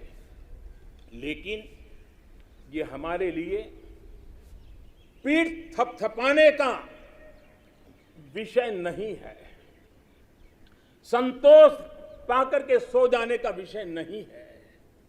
ये कहना कि कोई चुनौती नहीं थी, ये हमारे अपने विकास के आगे के रास्तों को बंद करने वाली सोच बन जाएगी। दुनिया के समृद्ध देशों की तुलना में हमारी व्यवस्थाएं कम है। विश्व के पास, समृद्ध देशों के पास जो है वो हमारे पास नहीं है। लेकिन इन सारे प्रयासों के बावजूद भी, और दूसरी तरफ हमारे यहां जनसंख्या भी बहुत है, विश्व की तुलना में बहुत जनसंख्या, और हमारी जीवन शैली भी कुछ अलग सी है। सारे प्रयासों के बाद भी कितने ही लोगों को हम बचा नहीं पाए। कितने ही बच्चों के सिर पर कोई हाथ फेरने वाला चला गया, उसे दुलारने, उसकी जिद पूरी करने वाला चला गया। ये असहनीय पीड़ा, ये तकलीफ हमेशा से साथ रहने वाली है। मेरे प्यारे देशवासियों, हर देश की विकास यात्रा में एक समय ऐसा आता है जब देश खुद को नए सिरे से परिभाषित करता है, खुद को नए संकल्पों के साथ आगे बढ़ाता है। भारत की विकास यात्रा में भी आज वो समय आ गया है। 75 वर्ष के अवसर को हमें एक समारोह भर ही सीमित नहीं करना है। हमने नए संकल्पों को आधार बनाना है, नए संकल्पों को लेकर के चल पड़ना है। यहां से शुरू होकर अगले 25 वर्ष की यात्रा, जब हम आजादी के शताब्दी मनाएंगे, नए भारत के सृजन का यह अमृत काल है। इस अमृत काल में हमारे संकल्पों की सिद्धि हमें आजादी के 100 वर्ष तक ले जाएगी, गौरवपूर्ण रूप से ले जाएगी।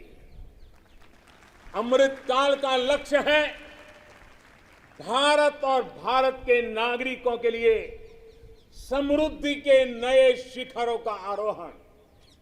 अमृत काल का लक्ष्य है एक ऐसे भारत का निर्माण जहां सुविधाओं का स्तर गांव और शहर को बांटने वाला न हो। अमृत काल का लक्ष्य है एक ऐसे भारत का निर्माण जहां नागरिकों के जीवन में सरकार बेवजह दखल ना दे। अमृत काल का लक्ष्य है एक ऐसे भारत का निर्माण जहां दुनिया का हर आधुनिक इंफ्रास्ट्रक्चर हो, हम किसी से भी कम न हो। यही कोटि कोटि देशवासियों का संकल्प है।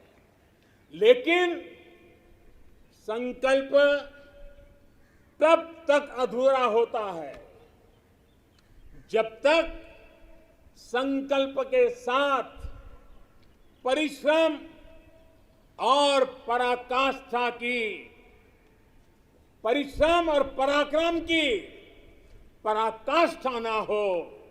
इसलिए हमें हमारे सभी संकल्पों को परिश्रम और पराक्रम की पराकाष्ठा करके सिद्ध करके ही रहना है। और ये सपने, ये संकल्प अपनी सीमाओं के पार सुरक्षित और समृद्ध विश्व के लिए भी प्रभावी योगदान के लिए है। अमृतकाल 25 वर्ष का है, लेकिन हमें अपने लक्ष्यों की प्राप्ति के लिए इतना लंबा इंतजार भी नहीं करना है। हम अभी से जुड़ जाना है। हमारे पास गंवाने के लिए एक पल भी नहीं है। यही समय है, सही समय है। हमारे देश को भी बदलना होगा और हमें एक नागरिक के नाते अपने आप को भी बदलना ही होगा। बदलते हुए युग के अनुकूल हमें भी अपने आप को ढालना होगा। सबका साथ, सबका विकास, सबका विश्वास, इसी श्रद्धा के साथ हम सब जुट चुके हैं। लेकिन आज लाल किले की प्राचीर से आह्वान कर रहा हूं, सबका साथ, सबका विकास, सबका विश्वास और अब सबका प्रयास हमारे हर लक्ष्यों की प्राप्ति के लिए बहुत महत्वपूर्ण है। बीते 7 वर्षों में शुरू हुई अनेक योजनाओं का लाभ करोड़ों गरीबों को उनके घर तक पहुंचा है। उज्ज्वला से लेकर आयुष्मान भारत की ये ताकत आज देश का हर गरीब जानता है। आज सरकारी योजनाओं की गति बढ़ी है, वो निर्धारित लक्ष्यों को प्राप्त कर रही है। पहले की तुलना में हम बहुत तेजी से बहुत आगे बढ़े, लेकिन सिर्फ बात यहां पूरी नहीं होती है। अब हमें सैचुरेशन तक जाता है, पूर्णता तक जाना है। 100% गांवों में सड़कें हो, 100% परिवारों के बैंक अकाउंट हो, 100% लाभार्थी को आयुष्मान भारत का कार्ड हो, 100% पात्र व्यक्तियों को उज्ज्वला योजना और गैस कनेक्शन हो, सरकार की बीमा योजना हो, पेंशन योजना हो, आवास योजना से हमें हर उस व्यक्ति को जोड़ना है जो उसके हकदार है। 100% का मूड बना के चलना है।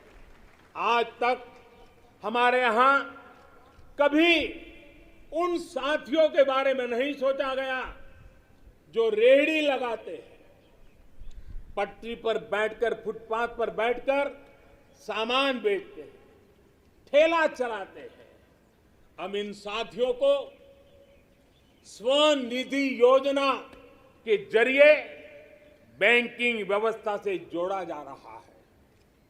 जैसे हमने बिजली 100% घरों तक पहुंचाई, जैसे हमने 100% घरों में शौचालय के निर्माण का प्रामाणिक प्रयास किया, वैसे ही हमें अब योजनाओं के सैचुरेशन का लक्ष्य लेकर के आगे बढ़ना है।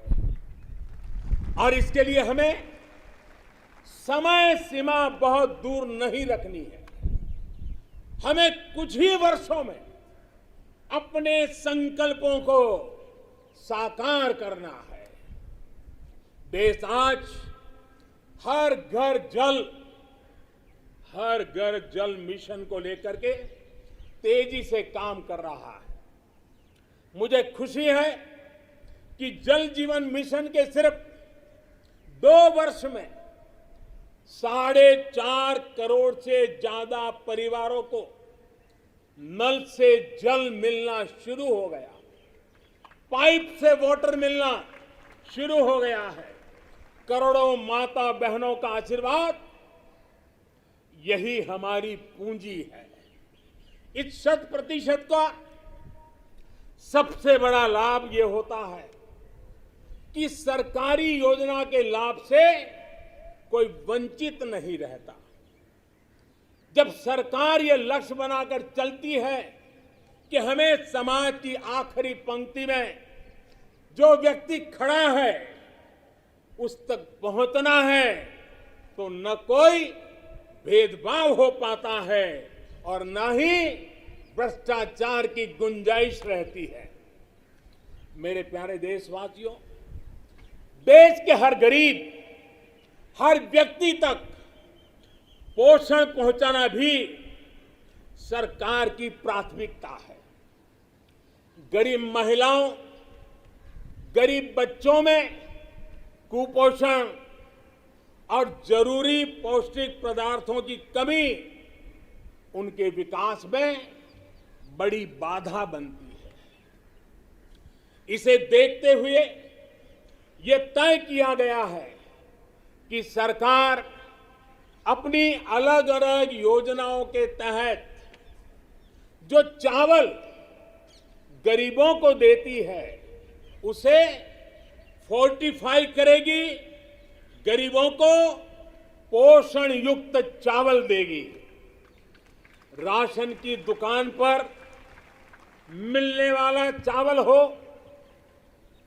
मिड डे मील में बालकों को मिलने वाला चावल हो, वर्ष 2024 तक हर योजना के माध्यम से मिलने वाला चावल फोर्टिफाई कर दिया जाएगा।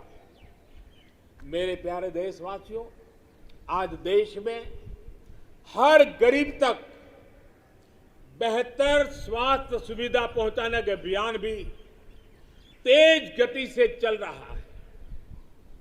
इसके लिए मेडिकल शिक्षा में जरूरी बड़े बड़े सुधार भी किए गए हैं। प्रिवेंटिव हेल्थ केयर पर भी उतना ही ध्यान दिया गया है। साथ साथ देश में मेडिकल सीटों में भी काफी बढ़ोतरी की गई है। आयुष्मान भारत योजना के तहत देश के गांव-गांव तक क्वालिटी स्वास्थ्य सेवाएं पहुंचाई जा रही है। जन औषधि योजना के माध्यम से गरीब को, मध्यम वर्ग को सस्ती दवाइयां उपलब्ध कराई जा रही है।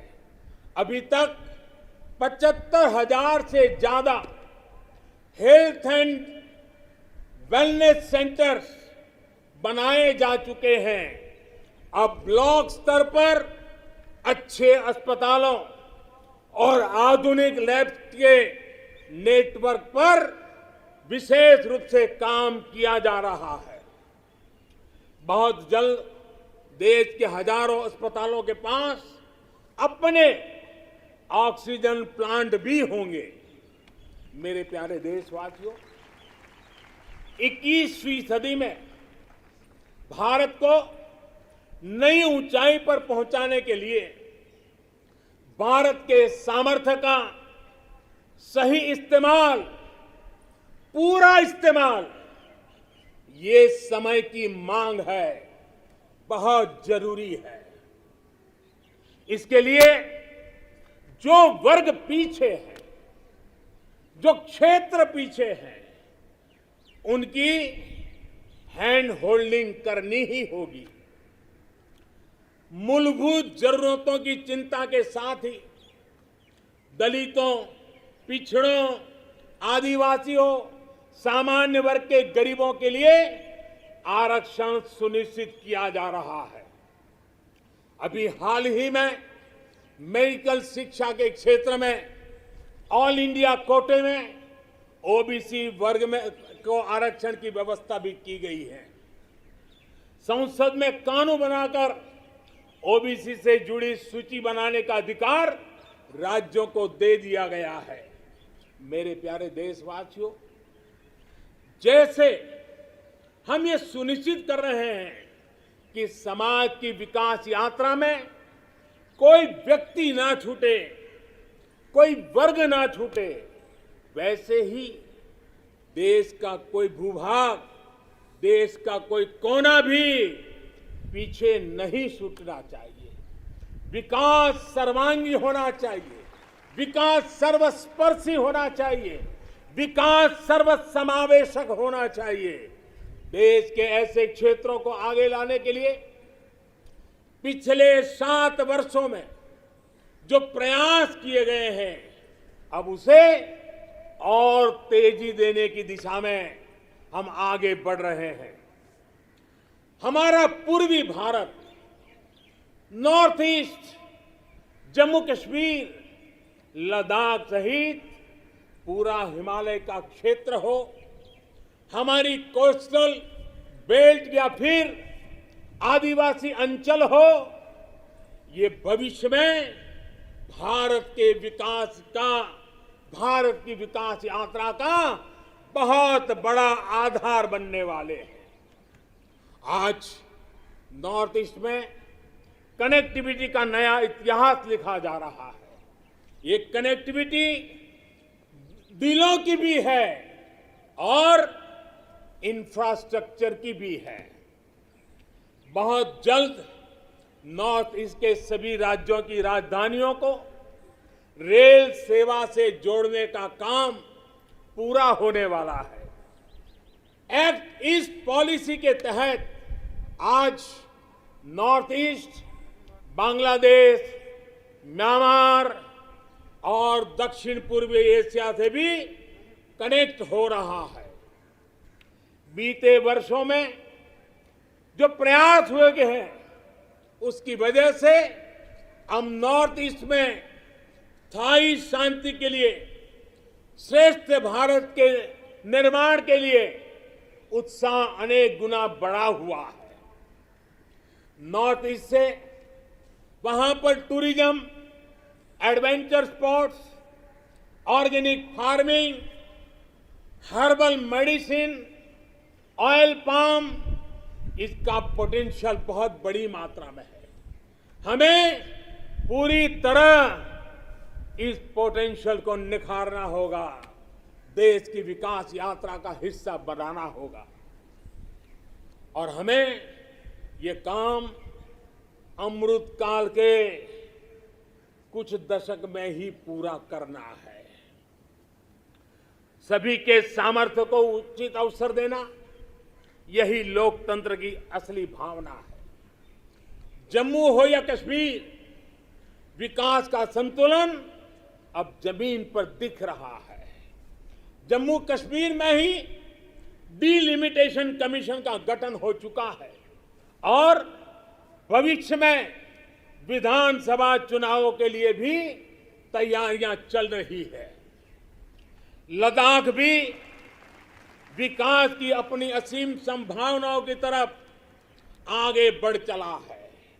एक तरफ लद्दाख आधुनिक इंफ्रास्ट्रक्चर का निर्माण होते देख रहा है, तो वहीं दूसरी तरफ सिंधु सेंट्रल यूनिवर्सिटी लद्दाख को उच्च शिक्षा का, हायर एजुकेशन का केंद्र भी बना रही है। 21वीं सदी के इस दशक में भारत ब्लू इकोनॉमी के अपने प्रयासों को और तेजी देगा। हमें एक्वा कल्चर के साथ साथ सीवीड की खेती में बन रहे जो नई संभावना बन रही है, उन संभावनाओं का भी पूरा लाभ उठाना है। डीप ओशन मिशन समंदर की असीम संभावनाओं को तलाशने की हमारी महत्वाकांक्षा का प्रमाण है। जो खनिज संपदा समंदर के में छिपी हुई है, जो थर्मल एनर्जी समंदर के पानी में है, और वो देश के विकास को नई बुलंदी दे सकती है। देश के जिन जिलों के लिए ये माना गया था कि ये पीछे रह गए, हमने उनकी आकांक्षाओं को भी जगाया है। देश में 110 से अधिक आकांक्षी जिले, एस्पिरेशनल डिस्ट्रिक्ट जिलों में शिक्षा, स्वास्थ्य, पोषण, सड़क, रोजगार से जुड़ी योजनाओं को प्राथमिकता दी जा रही है। इनमें से अनेक जिले हमारे आदिवासी अंचल में हैं। हमने इन जिलों के बीच विकास की एक तंदुरुस्त स्पर्धा का एक उत्साह पैदा किया है। ये आकांक्षी जिले भारत के अन्य जिलों की बराबरी तक पहुंचे, उस दिशा में तेज स्पर्धा चल रही है।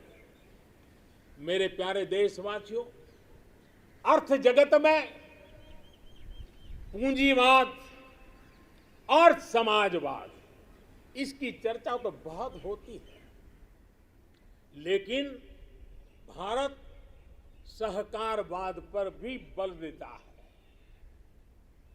सहकारवाद हमारी परंपरा, हमारी संस्कारों के भी अनुकूल है।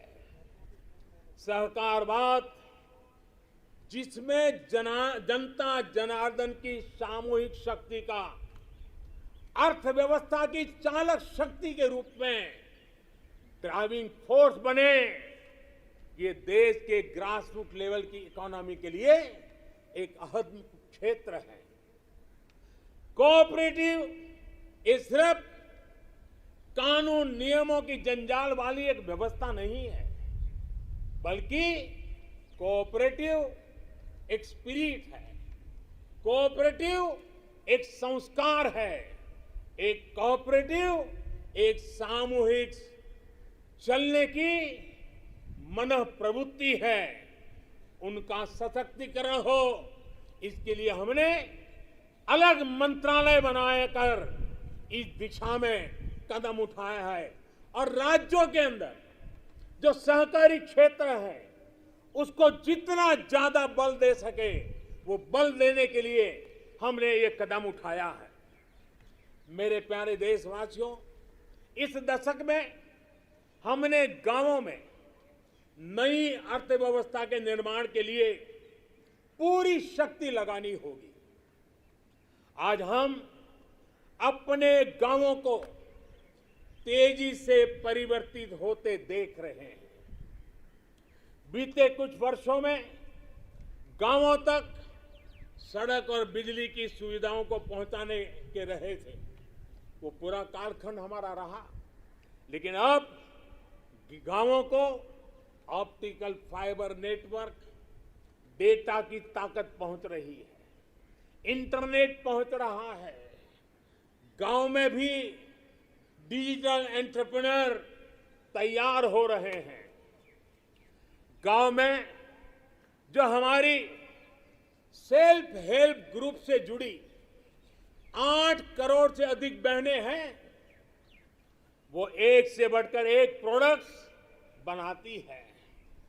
इनके प्रोडक्ट्स को देश में और विदेश में बड़ा बाजार मिले, इसके लिए अब सरकार ई कॉमर्स प्लेटफॉर्म भी तैयार करेगी। आज जब देश वोकल फॉर लोकल के मंत्र के साथ आगे बढ़ रहा है, तो ये डिजिटल प्लेटफॉर्म महिला सेल्फ हेल्प ग्रुप के उत्पादों को देश के दूर दराज क्षेत्रों में भी और विदेशों में भी लोगों से जोड़ेगा और उनका फलक बहुत विस्तृत होगा। कोरोना के दौरान देश ने टेक्नोलॉजी की ताकत और हमारे वैज्ञानिकों का सामर्थ्य और उनकी प्रतिबद्धता को देखा है।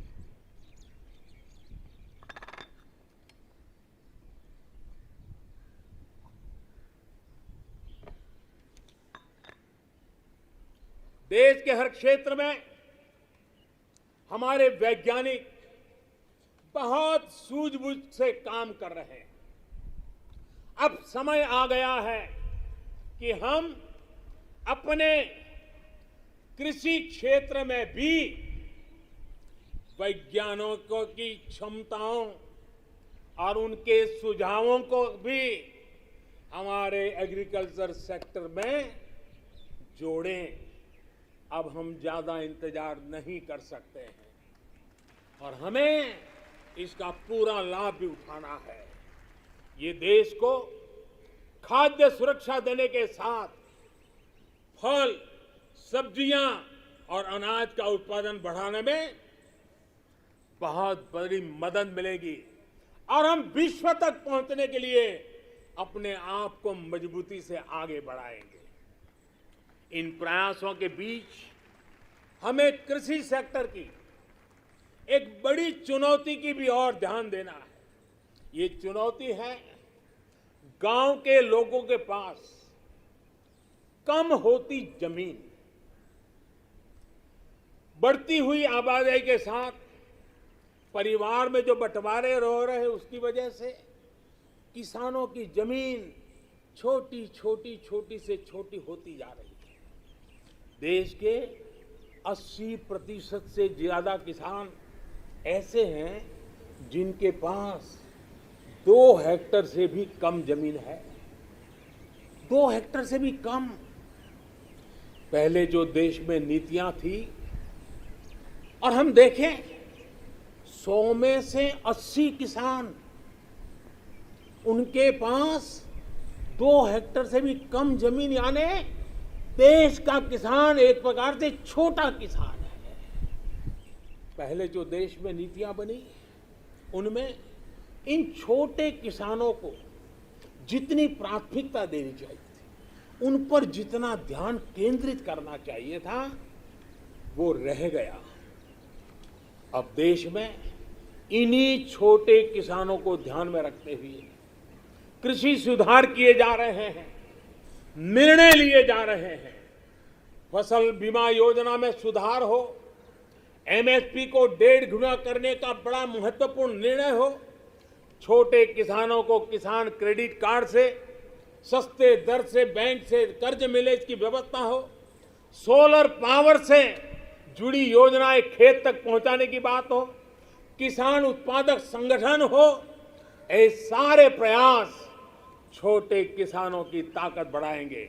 आने वाले समय में ब्लॉक लेवल तक वेयर हाउस की फैसिलिटी क्रिएट करने का भी अभियान चलाया जाएगा। हर छोटे किसानों के छोटे छोटे खर्च को ध्यान में रखते हुए पीएम किसान सम्मान निधि योजना चलाई जा रही है। 10 करोड़ से अधिक किसान परिवारों के बैंक खातों में अब तक 1.5 लाख करोड़ से ज्यादा रकम सीधी उनके खाते में जमा करा दी गई है। छोटा किसान अब हमारे लिए, हमारा मंत्र है, हमारा संकल्प है, छोटा किसान बने देश की शान। छोटा किसान बने देश की शान, ये हमारा सपना है। आने वाले वर्षों में हमें देश के छोटे किसानों की सामूहिक शक्ति को और बढ़ाना होगा, नई सुविधाएं देनी होगी।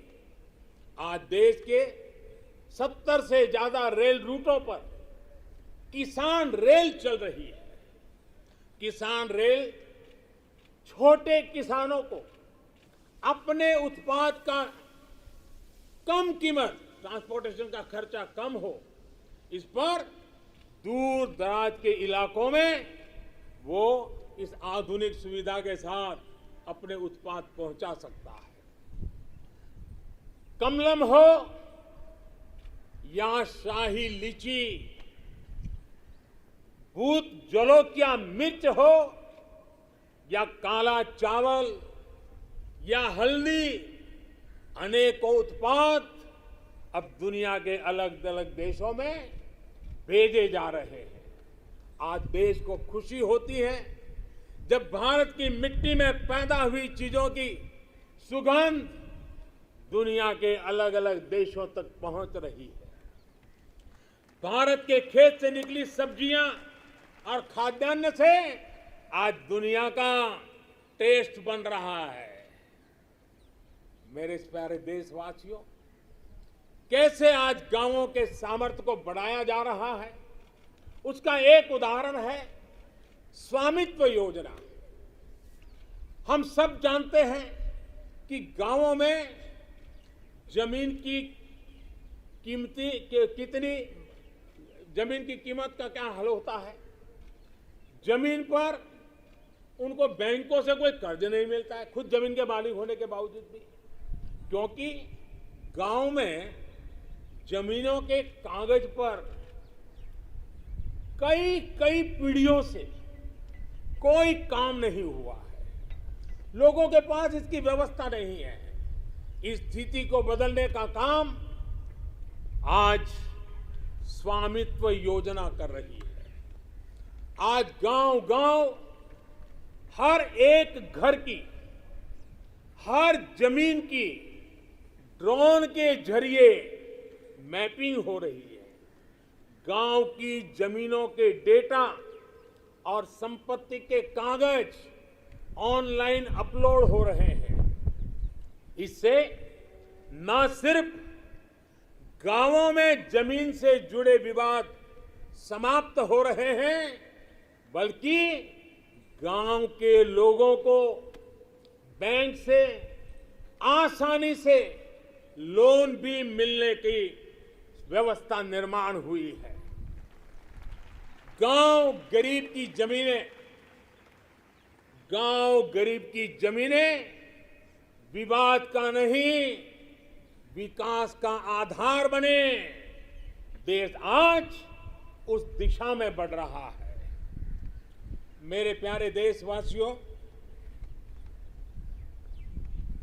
स्वामी विवेकानंद जी जब भारत के भविष्य की बात करते थे, अपनी आंखों के सामने मां भारती की भव्यता का जब वो दर्शन करते थे, तब वो कहते थे, जहां तक हो सके अतीत की ओर देखो, जहां तक हो सके अतीत की ओर देखो।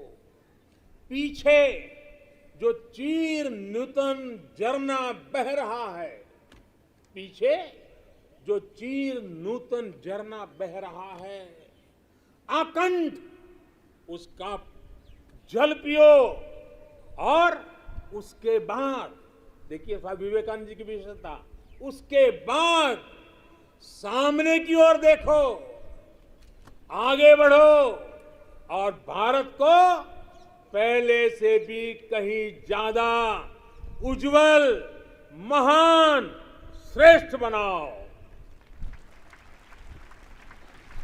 आजादी के 75वें वर्ष में हमारा दायित्व है कि अब हम देश के असीम सामर्थ्य पर विश्वास करते हुए आगे बढ़े।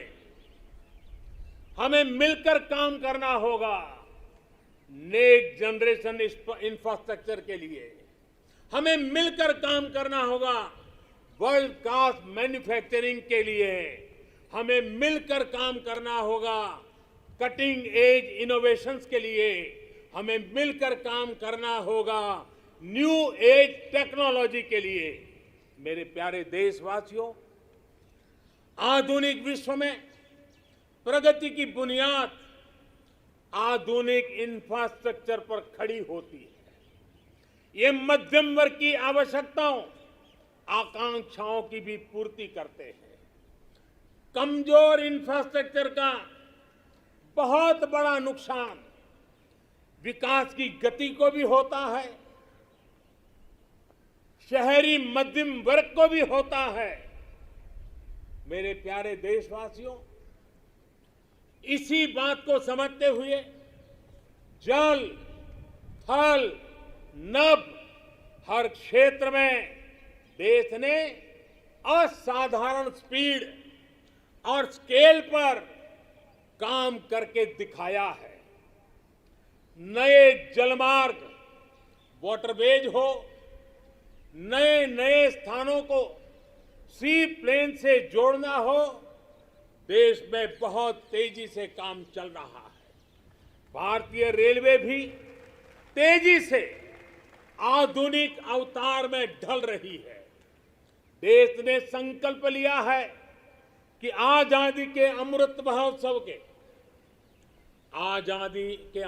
आपको मालूम होगा, हमने इस आजादी के अमृत महोत्सव को 75 सप्ताह तक मनाना तय किया है। 12 मार्च से शुरू हुआ है और 2023 15 अगस्त तक इसको चलाना है। उत्साह भर से आगे बढ़ना है और इसलिए देश ने एक बहुत महत्वपूर्ण फैसला लिया है। आजादी के अमृत महोत्सव के 75 सप्ताह में, इन 75 सप्ताह में 75 वंदे भारत ट्रेनें देश के हर कोने को आपस से जोड़ करके रही होगी। आज जिस गति से देश में नए एयरपोर्ट का निर्माण हो रहा है, उड़ान योजना दूर दराज के इलाकों को जोड़ रही है, यह अभूतपूर्व है। आज हम देख रहे हैं कि कैसे बेहतर एयर कनेक्टिविटी लोगों के सपनों को नई उड़ान देती है। मेरे प्यारे देशवासियों, भारत को आधुनिक इंफ्रास्ट्रक्चर के साथ ही इंफ्रास्ट्रक्चर निर्माण में होलिस्टिक अप्रोच, इंटीग्रेटेड अप्रोच अपनाने की बहुत जरूरत है। भारत आने वाले कुछ ही समय में प्रधानमंत्री गति शक्ति का नेशनल मास्टर प्लान, उसको देश के सामने करोड़ों देशवासियों को सपना करने वाली एक बहुत बड़ी योजना लेकर के हम आपके सामने आने वाले हैं, उसको लॉन्च करने वाले हैं। 100 लाख करोड़ से भी अधिक की योजना लाखों नौजवानों के लिए रोजगार के नए अवसर लेकर के आने वाली है। गति शक्ति हमारे देश के लिए एक ऐसा नेशनल इंफ्रास्ट्रक्चर मास्टर प्लान होगा जो होलिस्टिक इंफ्रास्ट्रक्चर की नींव रखेगा, हमारी इकोनॉमी को एक इंटीग्रेटेड और होलिस्टिक पाथवे देगा। अभी हम देखते हैं कि हमारे ट्रांसपोर्ट के साधनों में कोई तालमेल नहीं होता। गति शक्ति साइलोस को तोड़ेगी। भविष्य के रास्ते से हम इन सब रोड़ों को, जितनी कठिनाइयां हैं, उनको हटाएगी। इससे सामान्य मानके के लिए ट्रैवल टाइम में कमी आएगी और हमारी इंडस्ट्री की प्रोडक्टिविटी और भी बढ़ेगी। गति शक्ति हमारे लोकल मैन्युफैक्चरर्स को ग्लोबली कॉम्पिटिटिव करने में भी बहुत बड़ी मदद करेगी और इससे फ्यूचर इकोनॉमिक जोन्स के निर्माण की नई संभावनाएं भी विकसित होगी। अमृत काल के इस दशक में गति की शक्ति भारत के कायाकल्प का आधार बनेगी। मेरे प्यारे देशवासियों, विकास के पथ पर आगे बढ़ते हुए भारत को अपनी मैन्युफैक्चरिंग और एक्सपोर्ट दोनों को बढ़ाना होगा। आपने देखा है, अभी कुछ दिन पहले ही भारत ने अपने पहले स्वदेशी एयरक्राफ्ट कैरियर आईएनएस विक्रांत को समुद्र में ट्रायल के लिए उतारा है। भारत आज अपना लड़ाकू विमान बना रहा है, अपनी सबमरीन बना रहा है, गगनयान भी अंतरिक्ष में भारत का परचम लहराने के लिए तैयार हो रहा है। ये स्वदेशी मैन्युफैक्चरिंग में हमारे सामर्थ्य को उजागर करता है।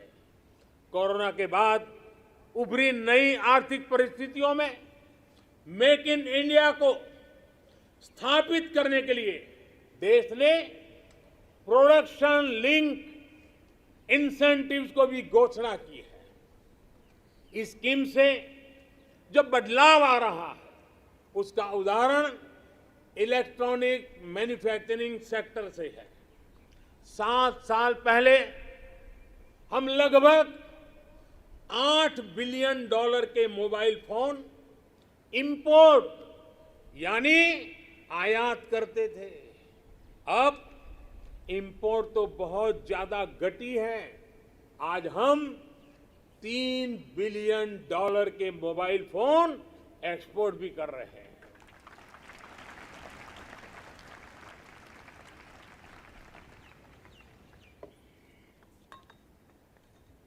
आज जब हम हमारे मैन्युफैक्चरिंग सेक्टर को गति मिल रही है, तो हमें ये ध्यान रखना है कि हम भारत में जो बनाएं, उसे हमें बेस्ट क्वालिटी के साथ ग्लोबल कंपटीशन में टिके और हो सके तो एक कदम आगे बढ़ें, ये तैयारी करनी है और ग्लोबल मार्केट को हमने टारगेट करना है।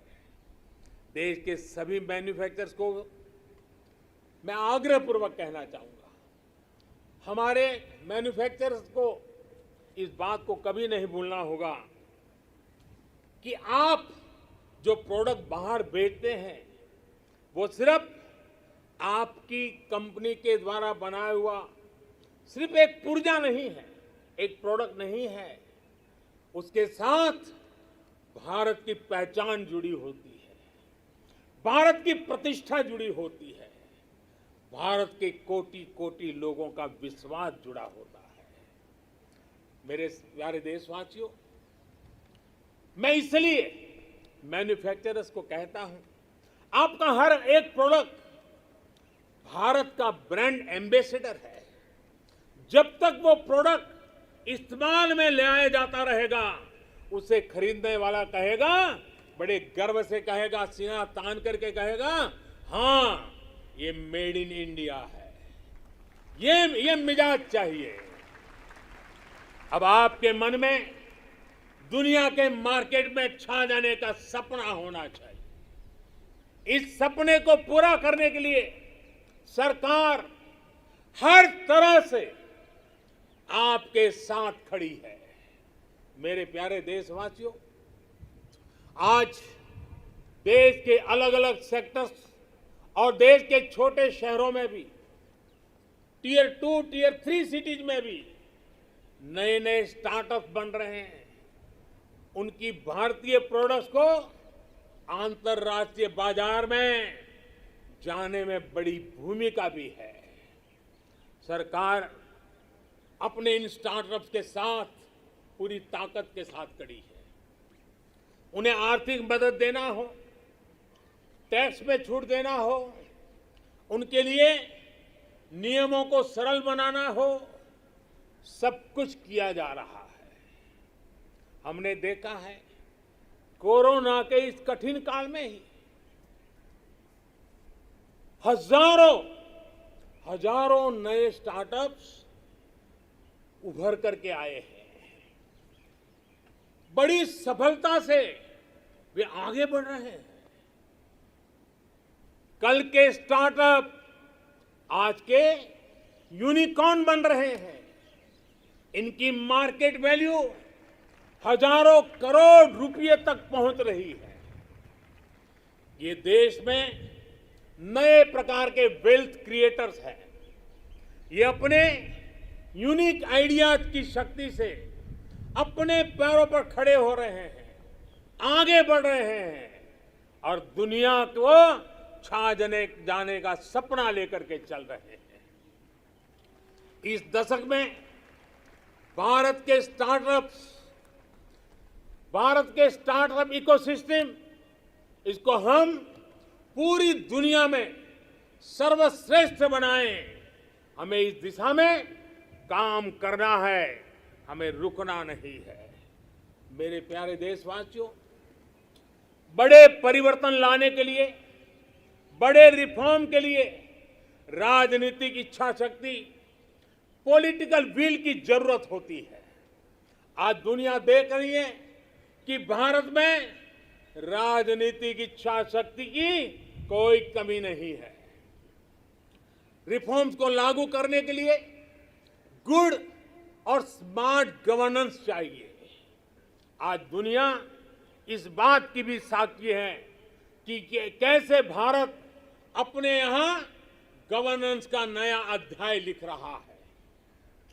अमृत काल के इस दशक में हम नेक्स्ट जनरेशन रिफॉर्म्स को, और उसमें हमारी प्राथमिकता होगी नागरिकों को जो कुछ मिलना चाहिए, जो सर्विस डिलीवरी है वो लास्ट माइल तक, लास्ट व्यक्ति तक सीमलेसली, बिना झिझक, बिना कठिनाई से उसको पहुंचे।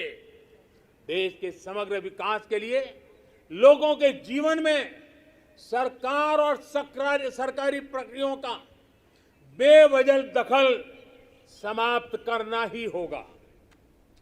पहले के समय सरकार खुद ही ड्राइविंग सीट पर बैठ गई थी। ये उस समय की शायद मांग रही होगी, लेकिन अब समय बदल चुका है। बीते 7 वर्षों में देश में इसके लिए प्रयास भी बढ़ा है कि देश के लोगों को अनावश्यक कानूनों के जाल, अनावश्यक प्रक्रियाओं के जाल से मुक्ति दिलाए जाए। अब तक देश के सैकड़ों पुराने कानूनों को समाप्त किया जा चुका है। कोरोना के इस कालखंड में भी सरकार ने 15,000 से ज्यादा कंप्लायंसेस को समाप्त किया है। अब आप देखिए, आपको भी अनुभव होगा, कोई एक छोटा सरकारी काम हो, ढेर सारे कागज, बार बार कागज, एक ही जानकारी अनेक बार, यही चलता रहा है। 15,000 कंप्लायंसेस को हमने खत्म किया है।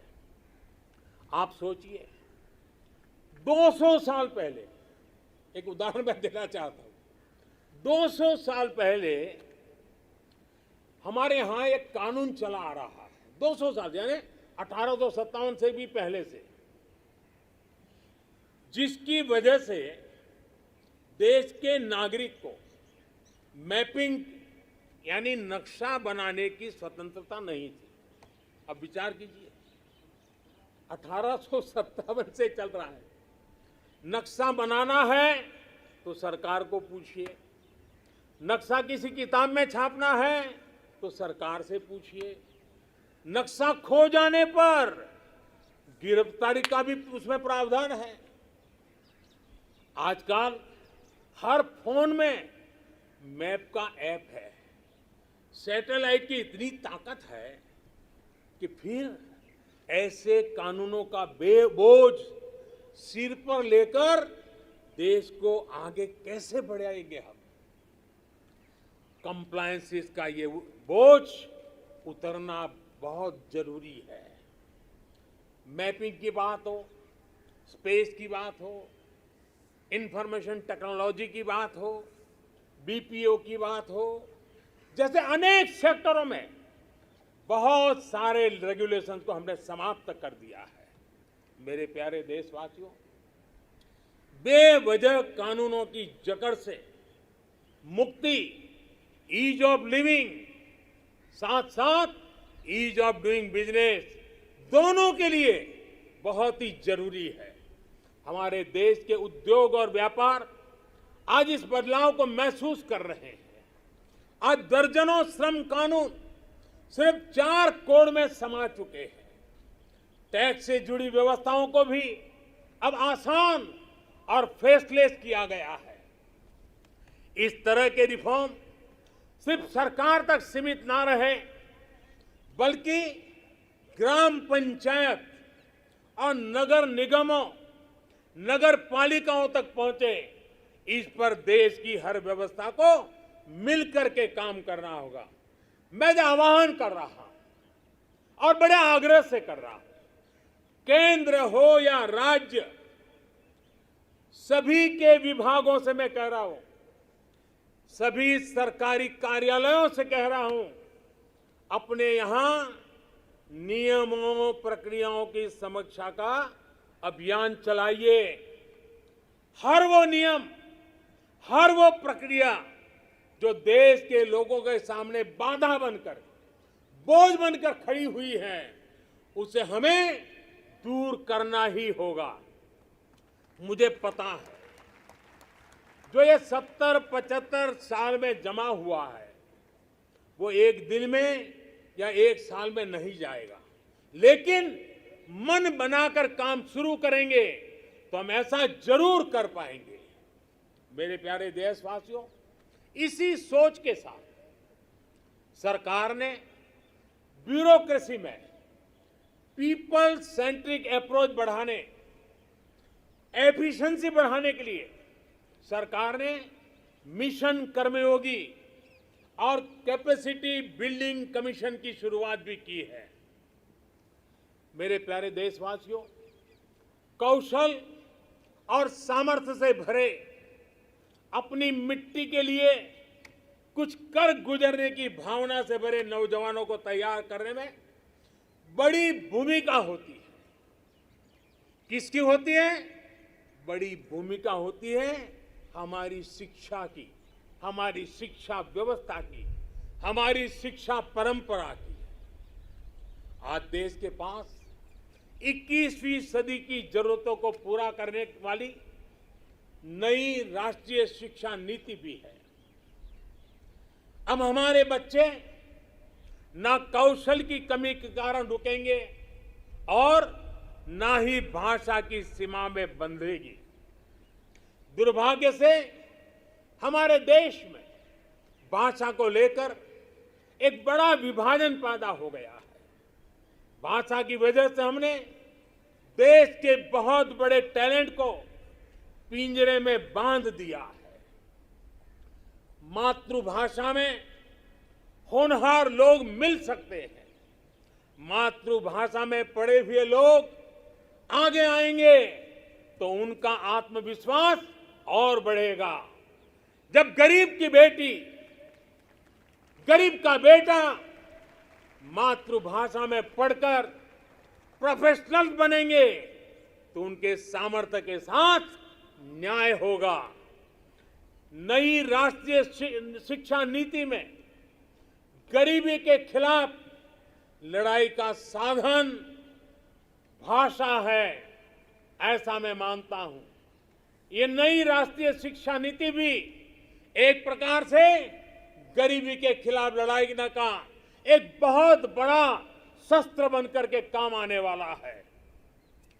गरीबी से जंग जीतने का आधार भी मातृभाषा की शिक्षा है, मातृभाषा की प्रतिष्ठा है, मातृभाषा का महात्म्य है। देश ने देखा है खेल के मैदान में, और हम अनुभव कर रहे हैं, खेल के मैदान में भाषा रुकावट नहीं बनी, और उसका परिणाम देखा है कि युवा हमारे खिलने लगे हैं, खेल भी रहे हैं, खिल भी रहे हैं। अब ऐसा ही जीवन के अन्य मैदानों में भी होगा। नई राष्ट्रीय शिक्षा नीति, उसकी एक और विशेष बात है, इसमें स्पोर्ट्स को एक्स्ट्रा करिकुलर के जगह मेन स्ट्रीम पढ़ाई का हिस्सा बनाया गया है। जीवन को आगे बढ़ाने में जो भी प्रभावी माध्यम है, उनमें एक स्पोर्ट्स भी है।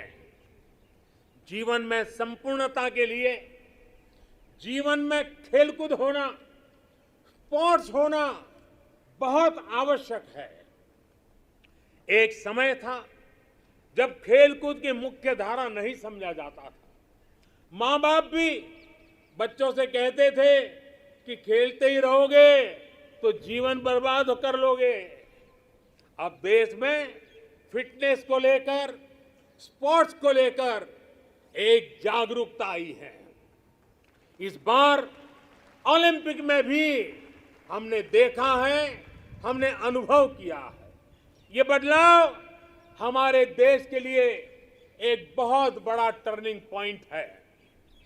इसलिए आज देश में खेलों में टैलेंट, टेक्नोलॉजी और प्रोफेशनलिज्म लाने के जो अभियान चल रहा है, इस दशक में हमें उसे और तेज करना है और व्यापक करना है। ये देश के लिए गौरव की बात है कि शिक्षा हो या खेल, बोर्ड्स के नतीजे हो या ओलंपिक का मैदान, हमारी बेटियां आज अभूतपूर्व प्रदर्शन कर रही है। आज भारत की बेटियां अपना स्पेस लेने के लिए आतुर है। हमें यह सुनिश्चित करना है कि हर कैरियर और कार्य क्षेत्र में महिलाओं की समान सहभागिता हो। हमें यह सुनिश्चित करना है कि सड़क से लेकर वर्क प्लेस तक में हर जगह पे महिलाओं में सुरक्षा का एहसास हो, सम्मान का भाव हो। इसके लिए देश के शासन प्रशासन को, पुलिस और न्याय व्यवस्था को, नागरिकों को अपनी 100% जिम्मेदारी निभानी है। इस संकल्प को हमें आजादी के 75 साल का संकल्प बनाना है। आज मैं खुशी देशवासियों से साझा कर रहा हूं। मुझे लाखों बेटियों के संदेश मिलते थे कि वो भी सैनिक स्कूल में पढ़ना चाहती हैं। उनके लिए भी सैनिक स्कूलों के दरवाजे खोले जाएं। 2-2.5 साल पहले मिजोरम के सैनिक स्कूल में पहली बार बेटियों को प्रवेश देने का हमने एक छोटा सा प्रयोग प्रारंभ किया था। अब सरकार ने तय किया है कि देश के सभी सैनिक स्कूलों को देश की बेटियों के लिए भी खोल दिया जाएगा। देश के सभी सैनिक स्कूलों में अब बेटियां भी पढ़ेगी। विश्व में नेशनल सिक्योरिटी का जितना महत्व है, वैसा ही महत्व एनवायरमेंट सिक्योरिटी को दिए जाने लगा है। भारत आज एनवायरमेंटल सिक्योरिटी की एक मुखर आवाज है। आज बायोडायवर्सिटी हो या लैंड न्यूट्रलिटी, क्लाइमेट चेंज हो या वेस्ट रिसाइकलिंग, ऑर्गेनिक फार्मिंग हो या वेस्ट रिसाइकलिंग, ऑर्गेनिक फार्मिंग हो या गोबरधन से बायोगैस हो और एनर्जी कंजर्वेशन हो या क्लीन एनर्जी ट्रांजिशन, पर्यावरण की दिशा में भारत के प्रयास आज परिणाम दे रहे हैं।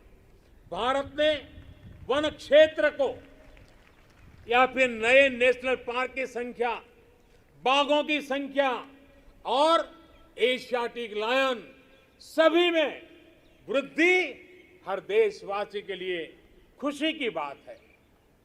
मेरे प्यारे देशवासियों, भारत की इन सफलताओं के बीच एक और सच को भी हमें समझना होगा। भारत आज एनर्जी इंडिपेंडेंट नहीं है। भारत आज एनर्जी इंपोर्ट के लिए सालाना 12 लाख करोड़ रुपए से भी अधिक खर्च करता है। भारत की प्रगति के लिए, आत्मनिर्भर भारत बनाने के लिए भारत का एनर्जी इंडिपेंडेंट होना समय की मांग है, अनिवार्य है। इसलिए आज भारत को यह संकल्प लेना होगा कि हम आजादी के 100 साल होने से पहले भारत को एनर्जी इंडिपेंडेंट बनाएंगे। और इसके लिए हमारा रोड मैप बहुत स्पष्ट है। गैस बेस्ड इकोनॉमी है, देश भर में सीएनजी पीएनजी का नेटवर्क हो, 20% इथेनॉल ब्लेंडिंग का टारगेट हो। भारत एक तय लक्ष्य के साथ आगे बढ़ रहा है। भारत ने इलेक्ट्रिक मोबिलिटी की तरफ भी कदम बढ़ाया है और रेलवे के 100% इलेक्ट्रिफिकेशन पर भी काम तेज गति से आगे बढ़ रहा है। भारतीय रेलवे ने 2030 तक नेट जीरो कार्बन एमिटर बनने का लक्ष्य रखा है। इन सारे प्रयासों के साथ ही देश मिशन सर्कुलर इकोनॉमी इस पर भी बल दे रहा है। हमारी व्हीकल स्क्रैप पॉलिसी इसका एक बड़ा उदाहरण है। आज G20 के जो देशों का समूह है, उसमें भारत एकमात्र देश ऐसा है जो अपने क्लाइमेट गोल्स को प्राप्त करने की दिशा में तेजी से आगे बढ़ रहा है। भारत ने इस दशक के अंत तक रिन्यूएबल एनर्जी के 450 गीगावाट का लक्ष्य तय किया है। 2030 तक 450 गीगावाट। इसमें से 100 गीगावाट के लक्ष्य को भारत ने तय समय से पहले हासिल कर लिया है। हमारे ये प्रयास दुनिया को भी एक भरोसा दे रहे हैं। ग्लोबल स्टेज पर इंटरनेशनल सोलर अलायंस का गठन इसका बड़ा उदाहरण है। भारत आज जो भी कार्य कर रहा है, उसमें सबसे बड़ा लक्ष्य है जो भारत को क्लाइमेट जंप देने वाला है। क्लाइमेट के क्षेत्र में क्वांटम जंप देने वाला है, वो है ग्रीन हाइड्रोजन का क्षेत्र।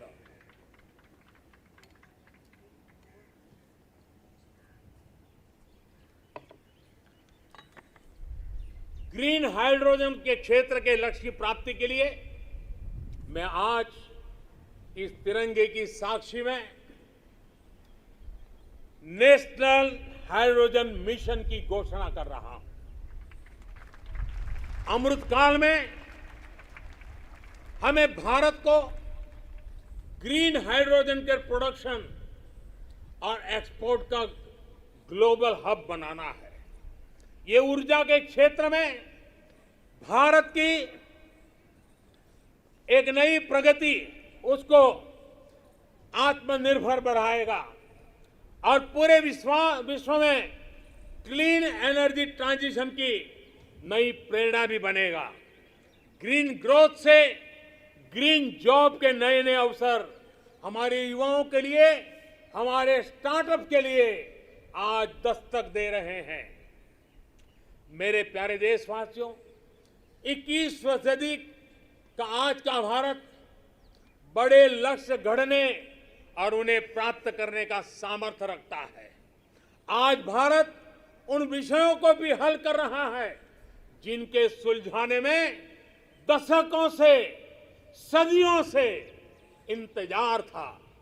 आर्टिकल 370 को बदलने का ऐतिहासिक फैसला हो, देश को टैक्स के जाल से मुक्ति दिलाने वाली व्यवस्था, जीएसटी हो, हमारे फौजी साथियों के लिए वन रैंक वन पेंशन का निर्णय हो, राम जन्मभूमि केस का शांतिपूर्ण समाधान, ये सब हमने बीते कुछ वर्षों में सच होते देखा है।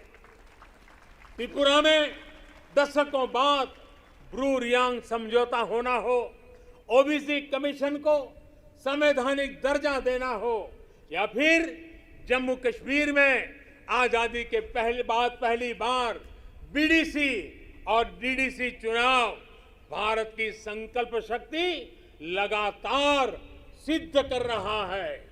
आज कोरोना के इस दौर में भारत में रिकॉर्ड विदेशी निवेश आ रहा है। भारत का विदेशी मुद्रा भंडार भी अब तक के सबसे ऊंचे स्तर पर है।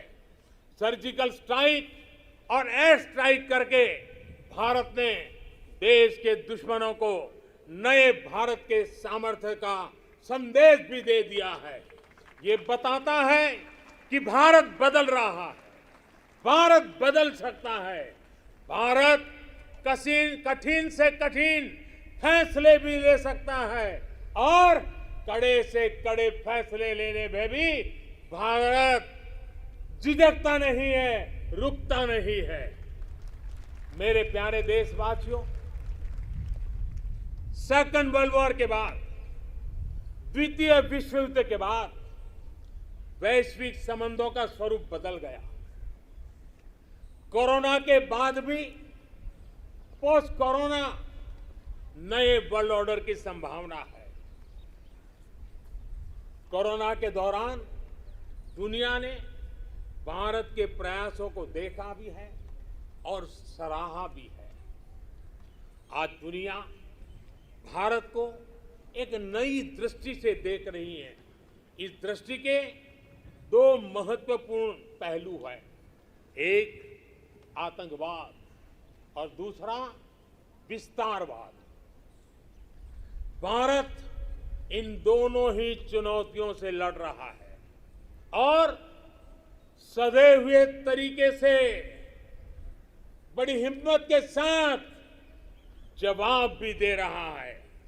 हम भारत अपने दायित्वों को सही तरीके से निभा पाए, इसके लिए हमारी रक्षा तैयारों को भी उतना ही सदृढ़ रहना होगा। रक्षा के क्षेत्र में देश को आत्मनिर्भर बनाने, भारत की कंपनियों को प्रोत्साहित करने के लिए हमारे मेहनती उद्यमियों को नए अवसर उपलब्ध कराने के लिए हमारे प्रयास निरंतर जारी हैं। मैं देश को विश्वास दिलाता हूं कि देश की रक्षा में लगी हमारी सेनाओं के हाथ मजबूत करने के लिए हम कोई कसर नहीं छोड़ेंगे। मेरे प्यारे देशवासियों, आज देश के महान विचारक श्री अरविंदो की जन्म जयंती भी है। साल 2022 में उनका 150वां जन्म जयंती का पर्व है। श्री अरविंदो भारत के उज्जवल भविष्य के स्वप्न दृष्टा थे। वो कहते थे कि हमें उतना सामर्थ्यवान बनना होगा जितना हम पहले कभी नहीं थे। हमें अपनी आदतें बदलनी होगी, एक नए हृदय के साथ अपने को फिर से जागृत करना होगा। श्री अरबिंदो की ये बातें हमें अपने कर्तव्यों का ध्यान दिलाती है।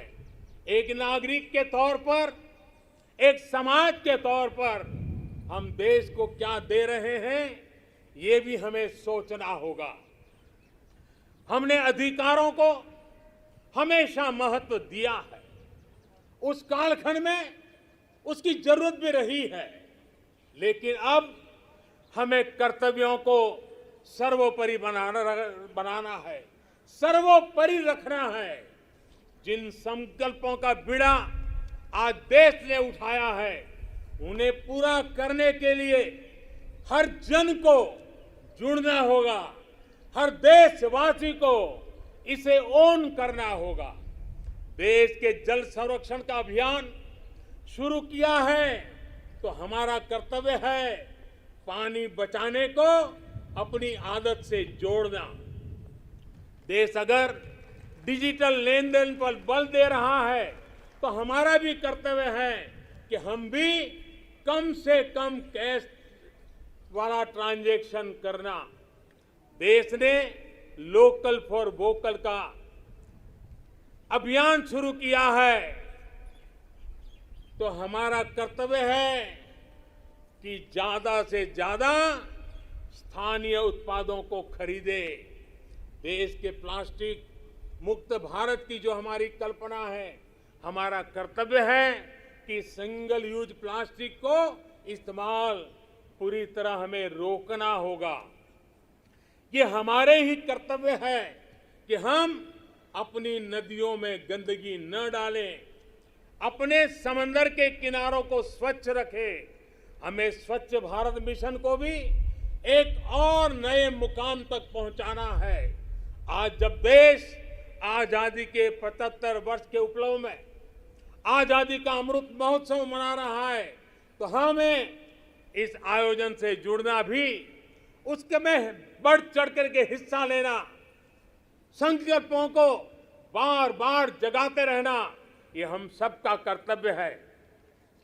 अपने स्वाधीनता संग्राम को ध्यान में रखते हुए आप जो भी करेंगे, जो भी अमृत की बूंद की तरह अवश्य पवित्र होगा और कोटि कोटि भारतीयों के प्रयास से बना ये अमृत कुंभ आने वाले वर्षों के लिए प्रेरणा बनकर उत्साह जगाएगा।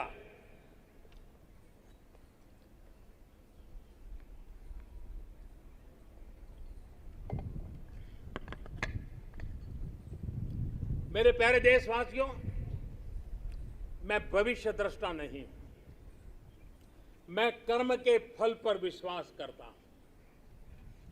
मेरा विश्वास है मेरे देश के युवाओं पर, मेरा विश्वास है देश की बहनों पर, देश की बेटियों पर, देश के किसानों पर, देश के प्रोफेशनल्स पर। ये कैन डू जनरेशन है, कैन डू जनरेशन है। ये हर लक्ष्य हासिल कर सकती है। मुझे विश्वास है कि जब 2047 आजादी का स्वर्णिम उत्सव, आजादी के 100 साल होंगे, जो भी प्रधानमंत्री होगा, आज से 25 साल के बाद जो भी प्रधानमंत्री होंगे, वो जब झंडारोहण करते होंगे तो मैं आज विश्वास से कहता हूं, वो अपने भाषण में जिन सिद्धियों का वर्णन करेंगे, वो सिद्धियां वही होगी जो आज देश संकल्प कर रहा है। ये मेरा विजय का विश्वास है। आज मैं जो संकल्प रूप में बोल रहा हूं, वो 25 साल के बाद जो भी ध्वजारोहण करते होंगे वे सिद्धि के रूप में बोलेंगे, देश सिद्धि के रूप में उसका गौरव गान करता होगा।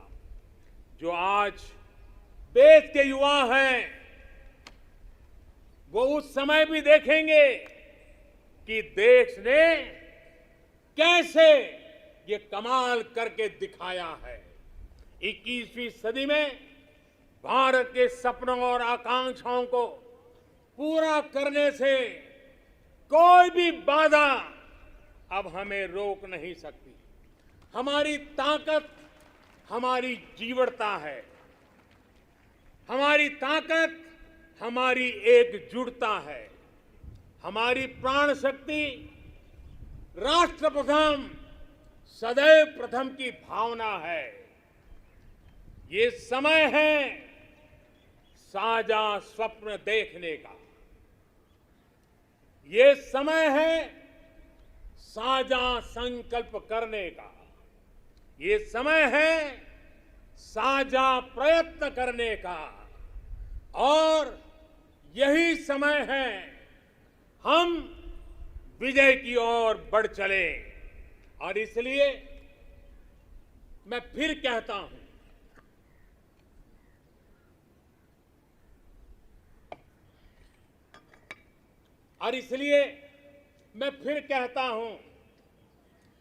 यही समय है, यही समय है, सही समय है, भारत का अनमोल समय है। यही समय है, सही समय है, भारत का अनमोल समय है। असंख्य भुजाओं की शक्ति है, असंख्य भुजाओं की शक्ति है। हर तरफ देश की भक्ति है, असंख्य भुजाओं की शक्ति है, हर तरफ देश की भक्ति है। तुम उठो तिरंगा लहरा दो, तुम उठो तिरंगा लहरा दो, भारत के भाग्य को फहरा दो, भारत के भाग्य को फहरा दो। यही समय है, सही समय है, भारत का अनमोल समय है। कुछ ऐसा नहीं, कुछ ऐसा नहीं जो कर ना सको, कुछ ऐसा नहीं जो पा ना सको। तुम उठ जाओ, तुम उठ जाओ, तुम जुट जाओ। सामर्थ्य को अपने पहचानो, सामर्थ्य को अपने पहचानो, कर्तव्य को अपने सब जानो, कर्तव्य को अपने सब जानो। यही समय है, सही समय है, भारत का अनमोल समय है। जब देश आजादी के 100 साल पूरा करेगा तो देशवासियों के लक्ष्य यथार्थ में बदले, मेरी यही कामना है। इन्हीं शुभकामनाओं के साथ सभी देशवासियों को 75वें स्वतंत्रता दिवस की मैं फिर एक बार बधाई देता हूं और मेरे साथ हाथ ऊपर करके बोलेंगे, जय हिंद, जय हिंद, जय हिंद, वंदे वंदे वंदे, भारत माता की, भारत माता की, भारत माता की। बहुत बहुत धन्यवाद।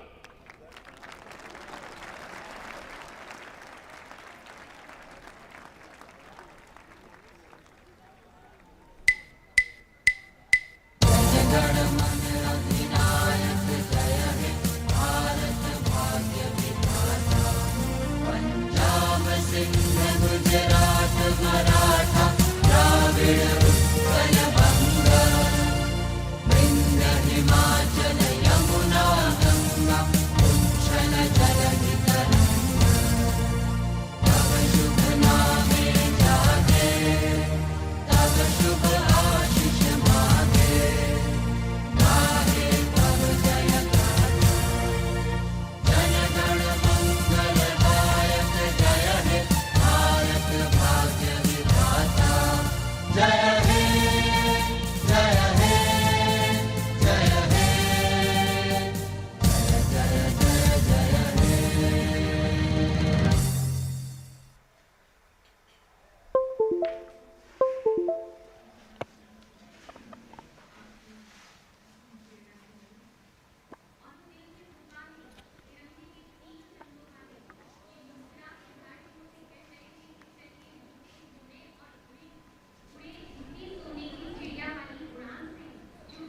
Prime Minister Narendra Modi concluding his address to the nation. And there we see the release of hundreds of balloons in the colors of the national flag. And as the light blue of the sky welcomes the colors of our national flag, freedom and independence take symbolic forms, light, free from baggage, and moving up towards a higher, hopeful, and harmonious future. The balloons as if carrying with them the vision and aspirations of more than 1.3 billion Indians. हमारी आज़ादी का ऐतिहासिक पड़ाव और आकाश तिरंगों के रंगों से रंगा हुआ। और इधर लाल किले की प्राचीर से प्रस्थान हो रहा है माननीय प्रधानमंत्री का ध्वजारोहण और उसके बाद प्रधानमंत्री का राष्ट्र को संबोधन, अभिवादन का आदान प्रदान।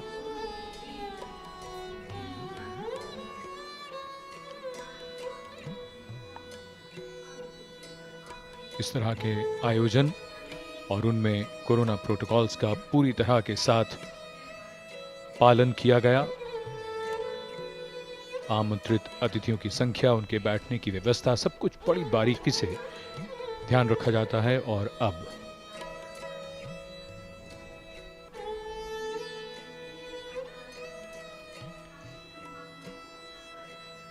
सावन महीने की तेज धूप वाली सुबह, आकाश बिल्कुल साफ और धूप तेज है, सूर्य का प्रकाश अपने पूरे तेज के साथ।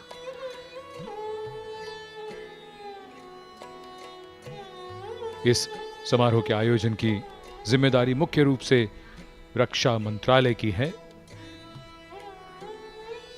आज यहां ओलंपिक खिलाड़ियों के साथ साथ कोरोना वॉरियर्स भी मौजूद हैं। कोरोना वॉरियर्स जिन्होंने कोरोना के विरुद्ध युद्ध में अपनी बहुत बड़ी भूमिका अदा की है। No other land in the world harbors so many creeds since time immemorial. Today we have evolved into a multifaceted nation whose character has different tones, but the ultimate composition is forever one. Celebrations like today bring for us possibilities to step out of our humdrum routines and touch this wondrous fusion of the mind, heart and spirit that embodies each and every Indian. Prime Minister Narendra Modi, on his way out, after delivering the address to the nation.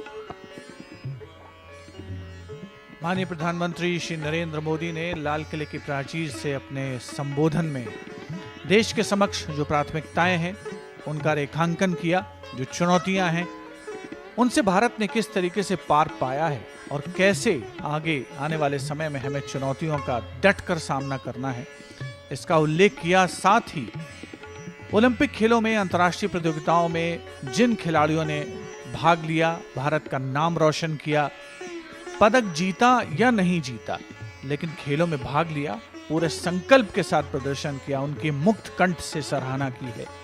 और आज उन सभी खिलाड़ियों के लिए एक बहुत ही गौरव का अवसर है, अविस्मरणीय मौका है जब उन्हें आमंत्रित किया गया देश के इस राष्ट्रीय पर्व का साक्षी बनने के लिए। और माननीय प्रधानमंत्री महोदय सदैव से ही इस बात का ध्यान रखते रहे हैं कि चाहे कोरोना वॉरियर्स हों या जो भी आमंत्रित अतिथि हैं उनसे मुलाकात की जाए और उसी प्रक्रिया में वो अभिवादन स्वीकार करते हुए वाहन से उतरकर समीप जाते हुए आमंत्रित खिलाड़ियों और एनसीसी कैडेट्स के पास। Prime Minister Narendra Modi meeting the Olympians. In fact, India registered its best medal tally of 7 medals at the Olympics. And other than the medals, all our teams definitely performed to their best, performed well, and served today as a source of inspiration for these young people. These are 550 NCC cadets sitting with absolute discipline, maintaining corona discipline, smiles and happiness writ large on their faces. Prime Minister Narendra Modi walking in through the aisles. these are memorable moments which are going to be etched in the memory of these young people, right? बिल्कुल प्रधानमंत्री बिल्कुल नज़दीक जाते हुए उनके, लेकिन पूरी तरह से कोरोना प्रोटोकॉल्स का पालन, बहुत उत्साह यहाँ एनसीसी कैडेट्स में लाल किले की प्राचीर के सामने। और माननीय प्रधानमंत्री कोई अवसर नहीं गंवाते जब वो यहाँ इन सब के नज़दीक पहुँचते हैं, और यह ऐतिहासिक अवसर उस पर अपनी खुशियों को साझा करते हुए उनके नज़दीक जाकर उनकी खुशियों में और इजाफा करते हुए। And I think not missing an opportunity to connect with the youth is wonderful, because these are the engines of our democracy in their own way, in their special way. Some recognized, some not really recognized, but all powering India towards the future. They need to be nourished with hope, with opportunities, and with positivity. माननीय प्रधानमंत्री श्री नरेंद्र मोदी की एक झलक पाने के लिए, उनके करीब पहुंचने के लिए आम जनता में कितना उत्साह है, ये स्पष्ट तौर पर उनके चेहरों से पढ़ा जा सकता है। सब माननीय प्रधानमंत्री महोदय के करीब आना चाहते हैं और इस राष्ट्रीय पर्व के साक्षी बने हैं। ओलंपिक में जिन खिलाड़ियों ने शिरकत की, उनसे माननीय प्रधानमंत्री महोदय ने हाथ हिलाकर उनका अभिवादन किया, उनका उत्साहवर्धन किया, और अब प्रस्थान कर रहे हैं समारोह स्थल यानी लाल किले की प्राचीर के सामने से। The Prime Minister now departing the venue.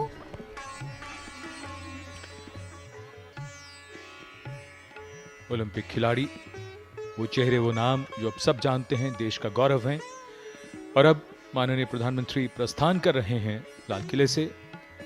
हर्ष का नव उत्कर्ष, आज़ादी के 74 वर्ष, आज़ादी के अमृत महोत्सव को एक यादगार अवसर बनाते हुए देश के कोने कोने से भारतवासियों ने राष्ट्रगान में अपनी आवाज मिलाई है।